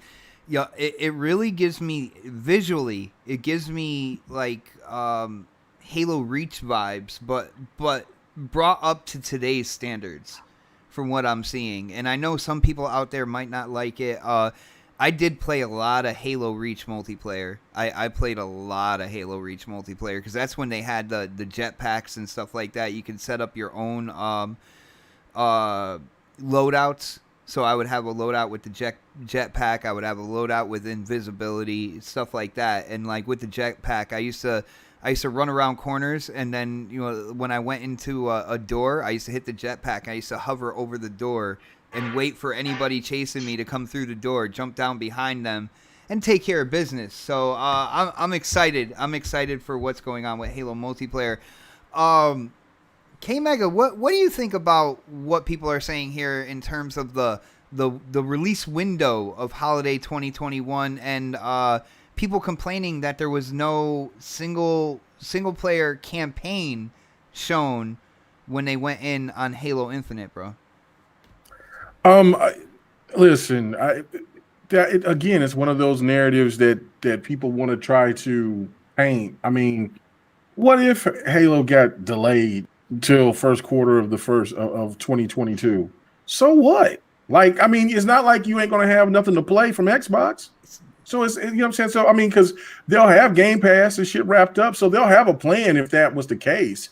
I am kind of liking what Mojo said, and what also I think it was Pred that said it. I might be wrong about it, but we're talking about the VGAs.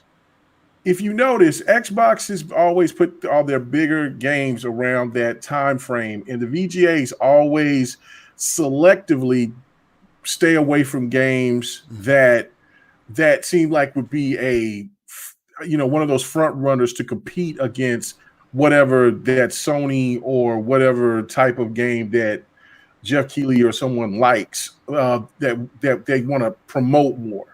Just like with Star Wars, there was no way that Star Wars, the Fallen Jedi, should have not been nominated for Game of the Year. That game was absolutely amazing, but for some reason, Tomb Raiders, all three Tomb Raiders just got skipped. So again, Halo would get skipped, regardless of what people would say. If Halo comes out in like late October, November, which it still could, it would get skipped. Just because. But if it comes out in after the VGAs, then you got that scenario that happened with Smash Brothers, where it got nominated that following year.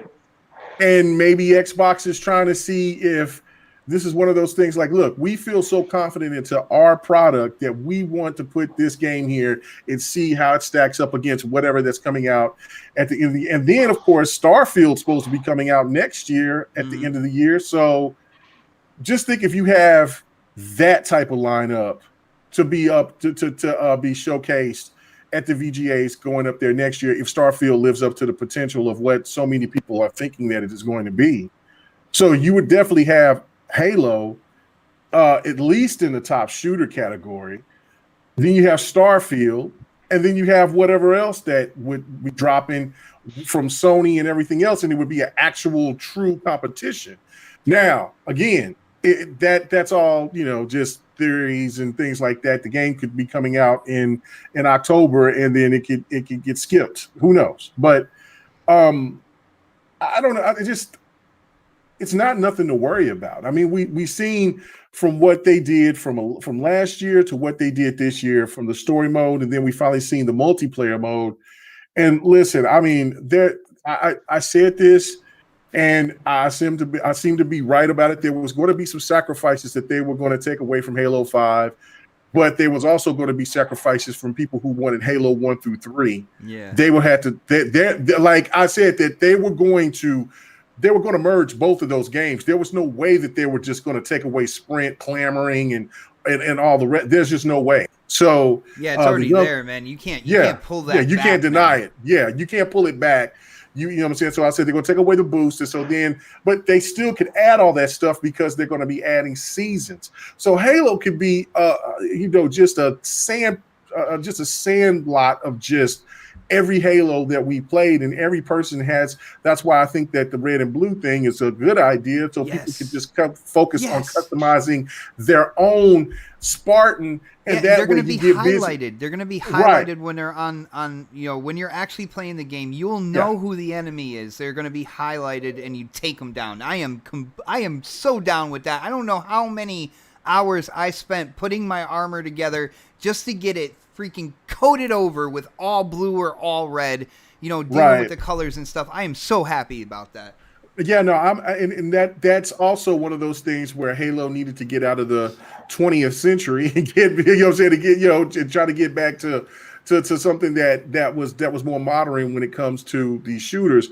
Customization is definitely one of them. So the multiplayer was satisfied. I was satisfied because I knew that we wasn't going to get that they were going to take. I was hoping to still keep the ground pound. And so at least let me get the ground pound. Oh yeah, I knew that was fun. That was fun. Yeah, I knew that the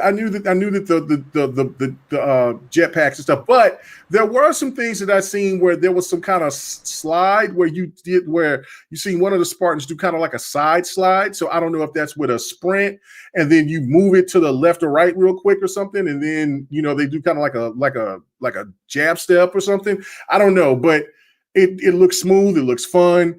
The one thing too, and that could be because the camera was more fixated on the characters, but they looked big and strong and bulky, like you would think a Spartan would look like in armor. So I know I came away satisfied.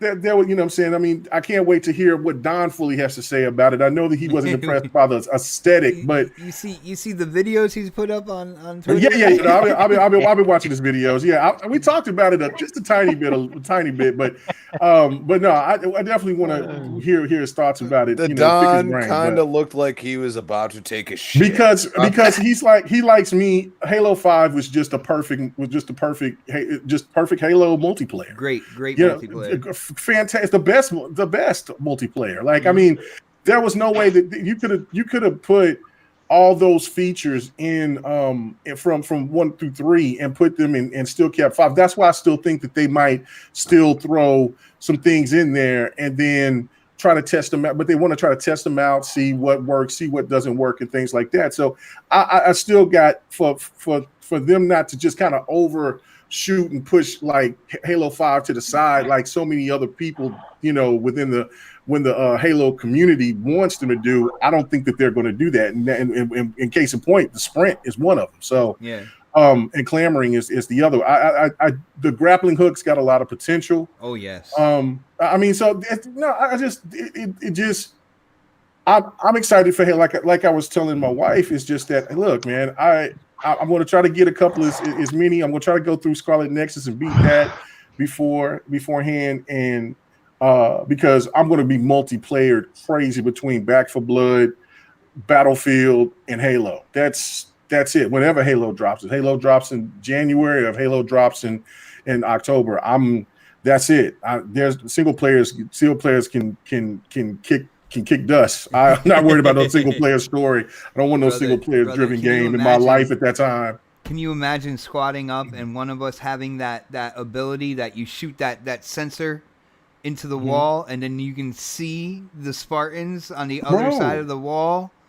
Bro, I think I'm gonna be eating good, man. I think we're gonna all be eating good, man, and because we're going to be living in Halo. So I hate the fact that that 152 doesn't seem like it's in reach for me. You want that black and red coating, huh? I want that black and red coating bad as hell. But I mean, if I have to pay $30 for it, I'll get it. You know what I'm saying? They already got me invested, son. I mean, but I'm 147, so I mean, I'm good. But I put in the work and the time into the game. But I'm just excited for Halo. And I think and it's really cool. My last point is that like Benji. He posted something talking about the top 5 peak Google searches interest for games, and Forza was number 1, and by a mile. Starfield was number 2, Halo was number 3. Now, like he also says, it's worth noting that Halo 2 is in overall interest, though despite Starfield having a higher peak. Forza is just that game. Forza Horizon is just that game. There's just nothing. It's just kind of like Sea of Thieves. It's just that game.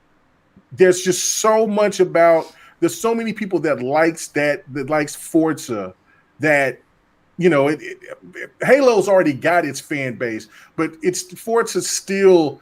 There's still people out here don't understand or have the mindset of how big the Forza franchise is. They just don't get it, and that right there explains it by just dominating like the Google search engine. So that's ridiculous for search of games. That's crazy. Yeah, that is absolutely nuts.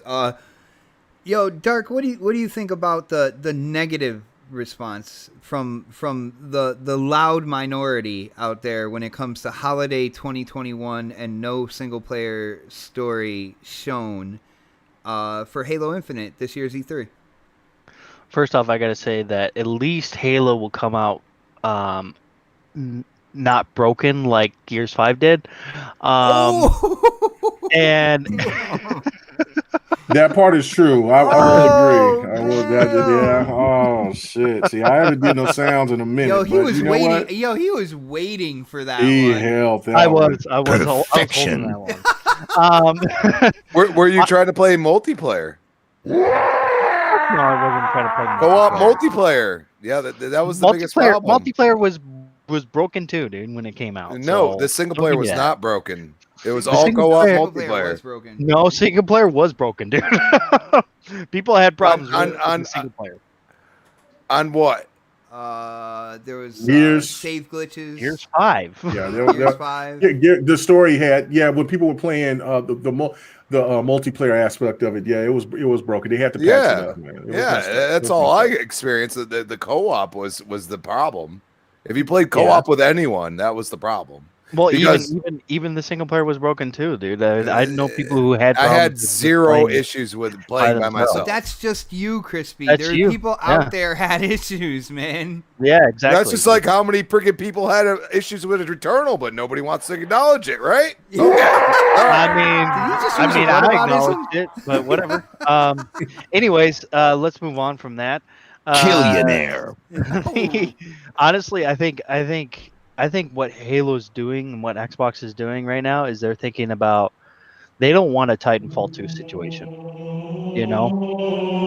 Just talk over it. Let's go ahead. It's going to be great. Why with him of all people? Go ahead. Come on, she's a PlayStation guy talking about Halo. It's fantastic. Go. Well, here. Well, you know I like Halo, dude. I don't know why you're doing that, but okay. I mean, can you cut it off so I can speak here? No. This is your Come moment, on, Dark. dude. Like, I'll turn it down. Seriously, dude. I'll turn it down. That was your turn it moment, down at Dark. You least. could have. Okay. We got. We'll do it one more time. So go ahead. It's your moment. PlayStation. This is the unity we've been talking about. Go ahead, man. Come on. Anyways, so I think they just don't want a Titanfall 2 situation. And if they get that where they have to put the game out during that time frame, like, it's gonna be bad because I mean, we got Battlefield 2042, and then we got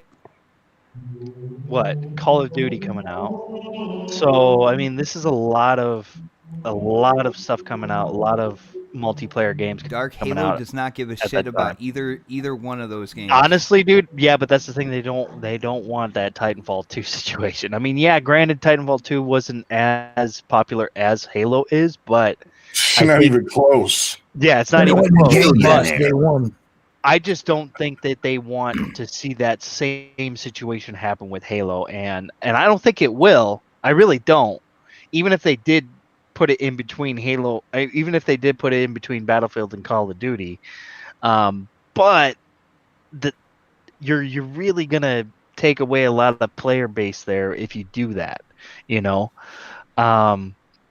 because people are gonna play Battlefield, and people are gonna want to play Call of Duty. It's inevitable. I mean, even though we don't really talk about Call of Duty. Call of Duty is still one of the top played first-person shooters. Oh yeah, Call of Duty is there. A beast. It's a beast, dude. It's a complete beast. So, I just think that they're trying to stay away from Call of Duty. I don't think so. Not because there's two factors: free to play and PC. I think that they I think that's one of the things we like to. I mean, you bring up a good point, guys. You bring up a good point. We've already said it. 20-year anniversary. Yeah. They are gonna do a show for that, and when they do, they are gonna drop the actual date. I think that makes the most sense out of all of it, man. Well, I think they'll probably drop it either on the 20th anniversary or a little bit before the 20th anniversary. So, it's definitely, dude. I mean, Halo just looks amazing. Like I saw Dodd's video of him just being like, ugh. Did it make you sad for him though? Didn't it? It didn't make me sad for him. It just made me be like, whatever, Dodd. I'm sorry, dude. Like you could be disappointed all you want. I'm not pissing my Cheerios. Yeah, you're not gonna rain on my parade, dude. He'll be playing tough because like he said, I'll be dragging him, kicking and screaming. Doesn't matter. Yeah, he'll whining ass on. We'll be all right. Come on, man. Yeah, he'll be playing it, and guess what? He'll probably enjoy it for when he is playing it. He'll enjoy it. He'll enjoy it. Me, him, and One Bad Mother. We'll just get in there. But I don't know. He's a little weird. We don't know. Oh, brand new Halo, like dude, fun to play with, actually. When it comes down we to be playing some games together, but you know what I'm saying? Between Forza and Halo. Damn.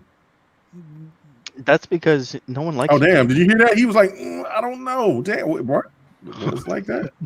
No, I didn't hear the first part of that, so I didn't know. I said we might be actually playing games together because no doubt, dude. Like you got to remember before like Destiny 2, and again with Destiny 2, they kept bringing content out. If Halo 5, if they kept bringing out content, if they and but when it comes down to it, Halo is my favorite franchise. To this day, it is what it is. I'll get my Destiny 2 in as well, but you guys know, I go in on Halos when they come honestly, out, dude. I think if Halo's really good, and they keep putting in content, I don't know if you're gonna go back to Destiny 2, dude. I don't know, That's gonna be brother. a struggle. That's gonna be a struggle right there, man. Because it's from what it sounds like they're gonna be putting a lot more different modes and things like that. They're going to be putting in so much content. Like I even think that they're probably going to have like, more content story wise. They're going to have more content probably, multiplayer wise. So it's just, I think that's the name of it, Dude, Halo Infinite. It's a great problem to have for me. Then you know what I'm And saying? Bungie's going to be moving on to their next game anyway, so they're going to be they're going to be fucking I think Halo Infinite. I think Halo Infinite's going to be around for a long time. Oh yeah, They said 10 a lot years. longer. 10 At least The 10 years. multiplayer Yeah. part will, but I think they'll do more single player story stuff. Right. Yeah, they're going to do everything just like Destiny has done there. So and they said a 10-year vision. So that tells you right there exactly where they're going. And then when Microsoft buys Bungie, they'll just kind of, Oh, hold on, wait a minute, Fred. Now, can you imagine this? A Destiny, Halo, Doom crossover. Doom crossover, bro. Like what kind of mind fuck would that be? Different name of a game. Explode saying that, man. I could see DLC of like the Doom guy's armor in Halo, or even like Destiny armor in Halo. Like there's going to be Gears armor in Halo. Watch that. Watch that. Because you get watch that. That's going to be crazy. I could even see them putting in some Forza stuff into. It's free to play, so you got to think. They're gonna do, especially the multiplayer part. It's free to play, so they're gonna do something to make people buy shit. And also, the season pass never ends. Get this Ori skin in Halo. That'd be weird. Oh shit! Well, that's the thing. The season pass or whatever with they do with Call of Duty and stuff is never going to end. So you're never going to have to feel like, oh, I'm behind. You might feel like you're behind with your friends, but you're never going to have to feel like you're, having to pay. You for pick every season. Which season pass sections you wanna progress in when you go into the game. So that's cool right there. Crazy Greek dude asked when is the cutoff for Game of the Year anyway? Dude, I have no idea. Whatever Jeff decides. Changes. True. Yeah. You're absolutely right. Yeah, it does change, but it usually is in November. It's it cuts off the day before Halo's release, whenever that is. It'll cut off. It'll cut off with whatever. Like when Forza comes out, that's probably when it'll cut off. The day before it comes out. The day before. And Jeff will be like, "Oh shucks, they just missed it." Oh man. I could see them doing some shit like that, dude. Honestly, I wouldn't put it past them. Okay, real quick, Mojo, did you chime in on the whole release date and no single player thing? I don't remember if I asked you. I've mentioned it earlier in the show and stuff that as far as the release date, I don't think that's a big deal at all. It's holiday, so we know it's coming. So, and the no single player, they've already showed single player, and there was a little bit. They had to concentrate on something, and you couldn't take 10, 12 minutes or 15 minutes out of the show because they were trying to get that nice rhythm they had. Yeah, it would mess up their rhythm, definitely. So I think they did a great job showing it, and they showed what they needed to show. Let's be honest. Halo is more about the multiplayer than anything else. I mean, there are people like me that only play it for the single player campaign, but not many. I mean, I'm still that Battlefield, no campaign, no purchase, no exception. But that's just me. That man weird. Brought back. He sounded like an old commercial back then. I think this time around. Hey man, I want to buy some furniture for that man. That man need to be a commercial for. You're gonna have more content single player wise than you have ever before with a Halo. So I think you'll have plenty of time with Halo. I think the bigger question for Mojo is when this drops and the multiplayer drops. I know you said you're more single player, but Mojo, are you going to get into multiplayer with me a little bit? I'll play a little bit. Okay.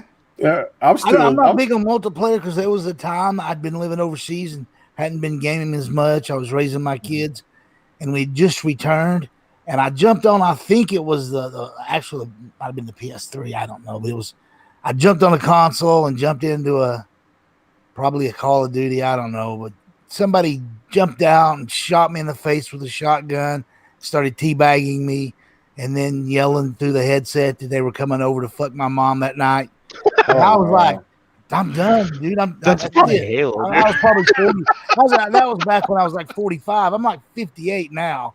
I'm like, yeah, I don't. It's all right, brother. We'll have a party up, and we'll only be talking with us and whoever's in the team with us, and nobody will insinuate that they're gonna do anything to your mom. Okay?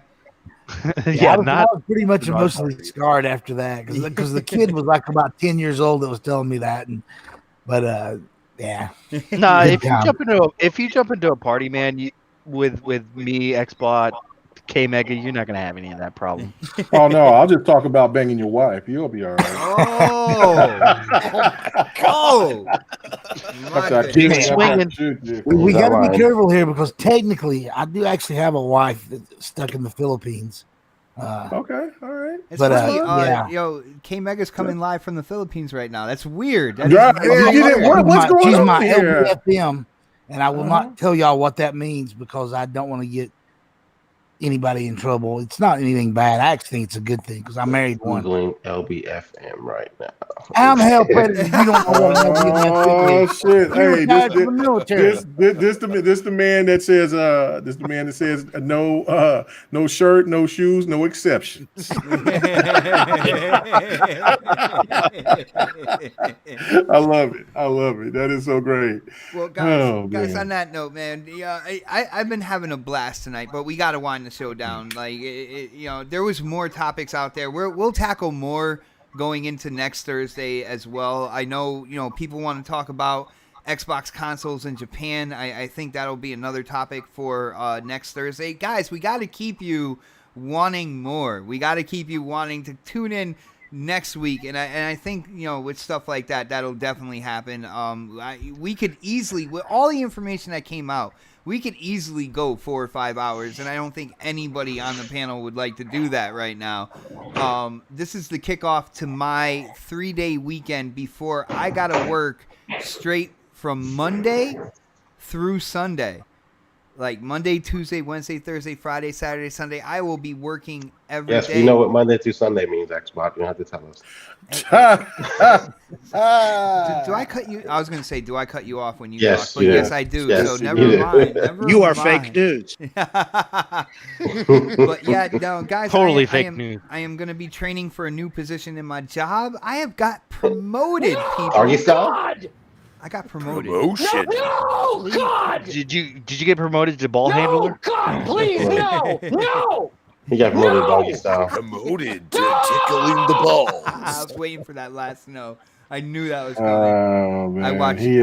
I watched The Office before. I knew what was going on there. Teabags ensuing. Now, you don't grab the balls, dude. You just I am now technically what they call a machine operator is what I am. He's a ball tickler. Oh my goodness. No, I think ball ticklers actually get paid more than I do. Got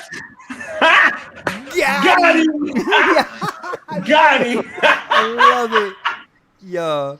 But shout out to the chat. Shout out to you guys. It has been absolutely awesome hanging out with you guys tonight for a couple hours and just talking about everything that was going on with E3, squashing narratives, talking about our excitement. Man, the Xbox show was definitely head and shoulders above anything else I saw.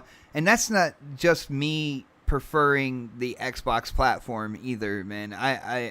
I thought they showed a lot. I'm excited. And, K-Mega, it's kind of like what we said. People were asking, like, when the new games were coming out. I'm like, dude, 2021 going into 2022, you're going to see the doors open. You're going to see the floodgates open. And it's just going to go crazy starting 2021 and just moving forward. And K-Mega, I think we hit the nail right on the head with that, man. Oh yeah, no doubt.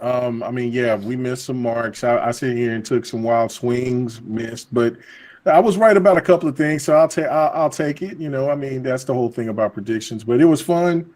And look, Dude, you were wrong on like half of your predictions. But I'll take 50-50. That's 50%. Shit, that was good. I mean, because the things that I was swinging on the fence is stuff that I didn't really I have was too being much generous confidence on that on. one. It's more like the 80. thing like the Splinter Cell thing. I didn't have no faith in those Splinter Cell stuff. I I still told the want people Splinter that I Cell. More talked like to. 80-20. I said, man, nah, man, I don't believe that shit. But no, so but it's still like the narrative where Xbox has no games. That was dead a couple of years ago, but it's definitely finito Titans out of there. So, but you can catch the we're getting out of here, right? This is my sign out. Yeah, go okay, ahead. good. Go ahead. Okay, all right, man. Come and check out the GRG podcast tomorrow night. Unfortunately, my guest, he told me that he probably cannot make it, which was crazy, which is unfortunate because I was really looking forward to it because he is a former PlayStation developer. So I was looking forward to that, but he did say he would come, but he if he can, he'll let me know, but he'll definitely come on the show when he gets the time. So that I was really looking forward to that, to get his, to pick his brain to see what was going on. But nevertheless, the GRG podcast will be doing the damn thing. I won't be doing a giveaway on GRG, but I will be doing a giveaway for a couple of games that I did some interviews for. And they're not going to be on Xbox, unfortunately. They're going to be on Steam and Switch. But the one thing is that these are really cool little games. So I hope you guys will jump on it for the people who do have a Switch or a Steam account. Thank you. Yeah, and also Devin the Gamer will be back next week. And Fight Night Sunday. Apologize for last week's Fight Night Sunday, man. I tried to stream from the PlayStation 4. I will never do it again. Never do it again. Something was happening through my Elgato. So it wasn't working. It wouldn't take my other Elgato that I got hooked up into my Xbox. There's you have to go into settings and there's this. I did that. You have to. I thought you had to have it checked. Not no, you unchecked. have to turn it Oh, off. you have to turn it off, dude. You have to uncheck it. Yeah. Oh, okay. So that's probably where my problem has been. Okay, so. But whatever the case, so I was like, you know what? I'm finna stream Virtual Fighter. Never again. That shit was absolutely garbage juice. So no, absolutely bad. No. But yeah, thank you guys. I'm out. Good night. Nice. Yeah, I got. Let me go to our special guest, and again, it was his first time here. Yo, Mojo. First off, I hope you had fun. As you can see, we are about having fun. We talk games, but we bullshit. We rag on each other. It's pretty much what the show is all about. I had a blast having you on, and hopefully this isn't the last time. Hopefully our brother Dark Optimus didn't scare you away, man. But dude, right. You have an awesome YouTube channel. Of course, you have an awesome podcast as well. You got to let people know about that. I did put the link to your channel in the description below, so anybody out there, definitely feel free to click on that link. Check out his show, check out his channel, and of course, subscribe to him. But let people know about that, and of course where they can go and find you to talk games, bro. Well, they can find me way too much on Twitter at Mojo _blues1. I don't work anymore, so I have plenty of time to just waste on Twitter. It's crazy. That's why I'm moving to Thailand at the end of the year. That way I can maybe stay off Twitter. I don't know. And I'm not moving there forever. Probably maybe like a year or something. I don't know. We'll see. For my channel, BDXP, Best Damn Xbox Podcast. Also known as Everything But the Kitchen Sink Podcast. Every Saturday, 8 o'clock with the Gaming Werewolf. And people should come tune in just for that dude. Not me. He has one of these massive collections. I think he has like 500 or 600 Switch games physical that he's collected, and he got everything that's come out for the PS5. So and he's a good dude, and he's very knowledgeable on gaming. So that way, when I say crazy shit, he'd be like, "No, this is what goes on. This is what happens." So it's pretty cool. It's a fun show because we'll go off tangent and be talking movies and music, you name it, and I just leave him and I'll run to the other room and come back and turn my camera on and show crap just to be silly. But everything but the kitchen sink, and we actually even talked about kitchen sinks one show. Yeah, it can get pretty weird. That sounds great. That sounds great, brother. And again, it was a lot of fun having you on, man. Hopefully you'll come back again. Okay. I enjoyed it immensely, and even though it's my first time, you realize I've been in your chats since one of your very earliest shows you ever done. I've always been there, and even when I couldn't be there live, I've always watched your show the next day or when you was doing daytime shows and stuff like that. So it's like I wasn't nothing new. I've been around. Brother, I absolutely appreciate the support. And, when it comes to the other content that I had on my channel, man, I really wish that, I could keep it up the way I did before, with the kind of morning shows, 3 videos, at least 3 videos a week, plus the podcast and stuff. Maybe at some point in time, man, maybe I'll find a way to configure everything and kind of get it going. If Crap Gamer can come out with 3 videos a day, I can start coming out with more content. Yeah, I think that's possible, man. I really do. It's gotta be factual though, unlike Dirt Gamer. Shout out. And I'm coming, and I'm catching up to you, bud. I'm on my way. I'm trying to get there. Guys, share my channel out. Don't let K Mega catch up to me, man. I can't let that happen. I'm coming. Oh, and you see what happened? Man. We switched roles. He was working, I wasn't, and now we switched roles, and he's focusing on his channel now. And yes. I'm out here being a machine operator and stuff like that. Yeah. Man, all you got to do is get hurt, bust your back, you get a tumor in your hip, be fucked up for life. You'll be all right. Okay. I think I could walk with a limp as long as it gets me to do that, man. Yeah, it's cool. It's cool. I will work hard on that, brother. Yeah, work really hard for that. Yeah. Drink plenty of liquor for don't take pills like that. That's like a no. He just vapes. Come on, kids. Man. Don't take pills. Don't take pills. Well, on that note, I think we should go to Predator's outro. Yo, Pred, what do you got for us, bro? Nothing. See you next week. He will be here. He is a next podcast exclusive. K-Mega coming from you live from the Philippines and from also Texas. And his OnlyFans. Yes. No. K-Mega doesn't have OnlyFans. That's only Predator. K-Mega cannot compete with Predator's OnlyFans. I'm sorry, it can't happen.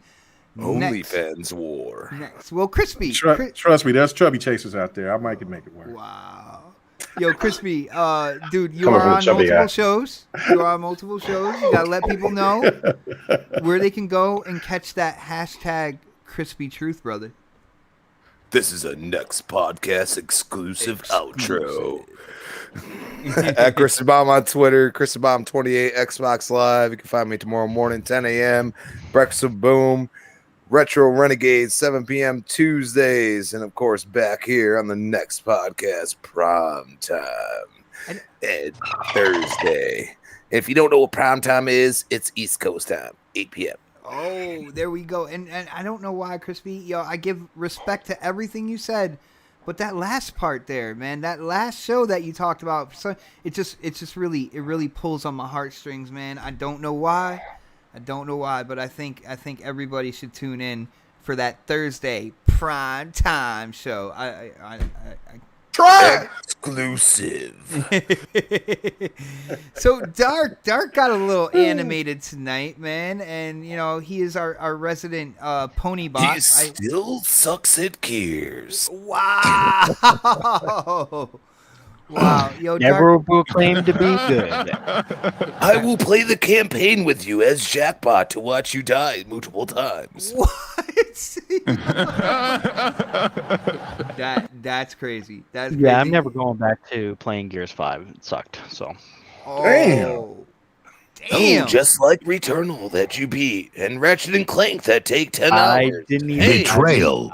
I didn't even beat Returnal, so I don't know what you're He talking returned about. it. So did you return at least? How much money did you get back? Did you get your 70 back, or did you get? No, I have the digital version, so I can't return. Oh, it, so dude. you Can't, yo, as stuck with soon it. as, Man, soon you as stuck with Sony as soon as Sony catches a whiff that you might want to return the game, they are gonna ban Yeah, your I'm ass. stuck with Like it. that's it. That's why I'm gonna be a little bit more cautious on buying games. So I got you. Thank God for Game Pass. Yeah. I was gonna say once you get that Series X, man, you'll have Game Pass and there'll be no worries. No worries, bro. but yeah, you guys can find me on Twitter, Dark Animus. You can also find me on Xbox and PlayStation at the same name. And yeah, I mean, I'll be on Crossfire tomorrow, so I'll be there. Mooch asked me to be on, so I said yeah. Uh-oh. So don't you dare come and try to attack me. I get attacked enough on that show. I'm not gonna attack you. I will not attack you. But also next week is my last week doing the podcast for like 2 podcasting? weeks. For 2 weeks at least. So yeah, next week will be the last week for 2 weeks. You're a whore. Well, I mean, I have business to take care of, so. Dude, clipping your toenails does not take 2 weeks. He's got a couple of Bukakis to shoot. Yep, I gotta shoot with Pred on some Whoa. big swinging action.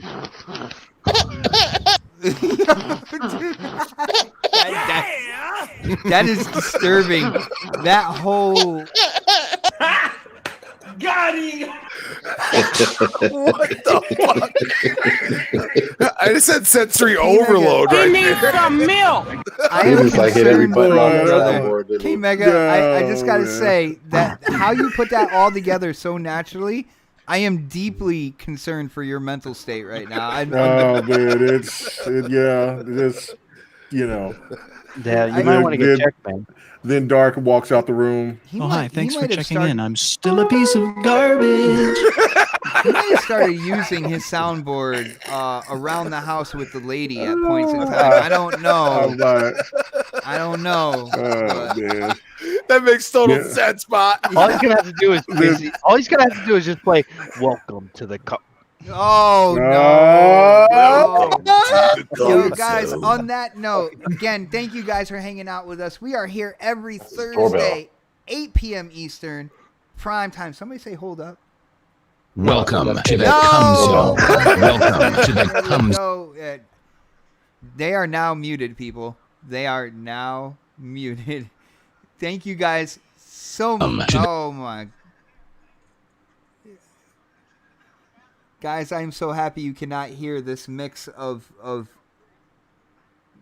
wow. Can't convince me that it didn't Guys, thank you so much for hanging out with us. We are here every Thursday, 8 p.m. Eastern. If you like what you heard, definitely tune in again next week. Until then, guys, we will see you next week on the next podcast. Have a great night, everybody.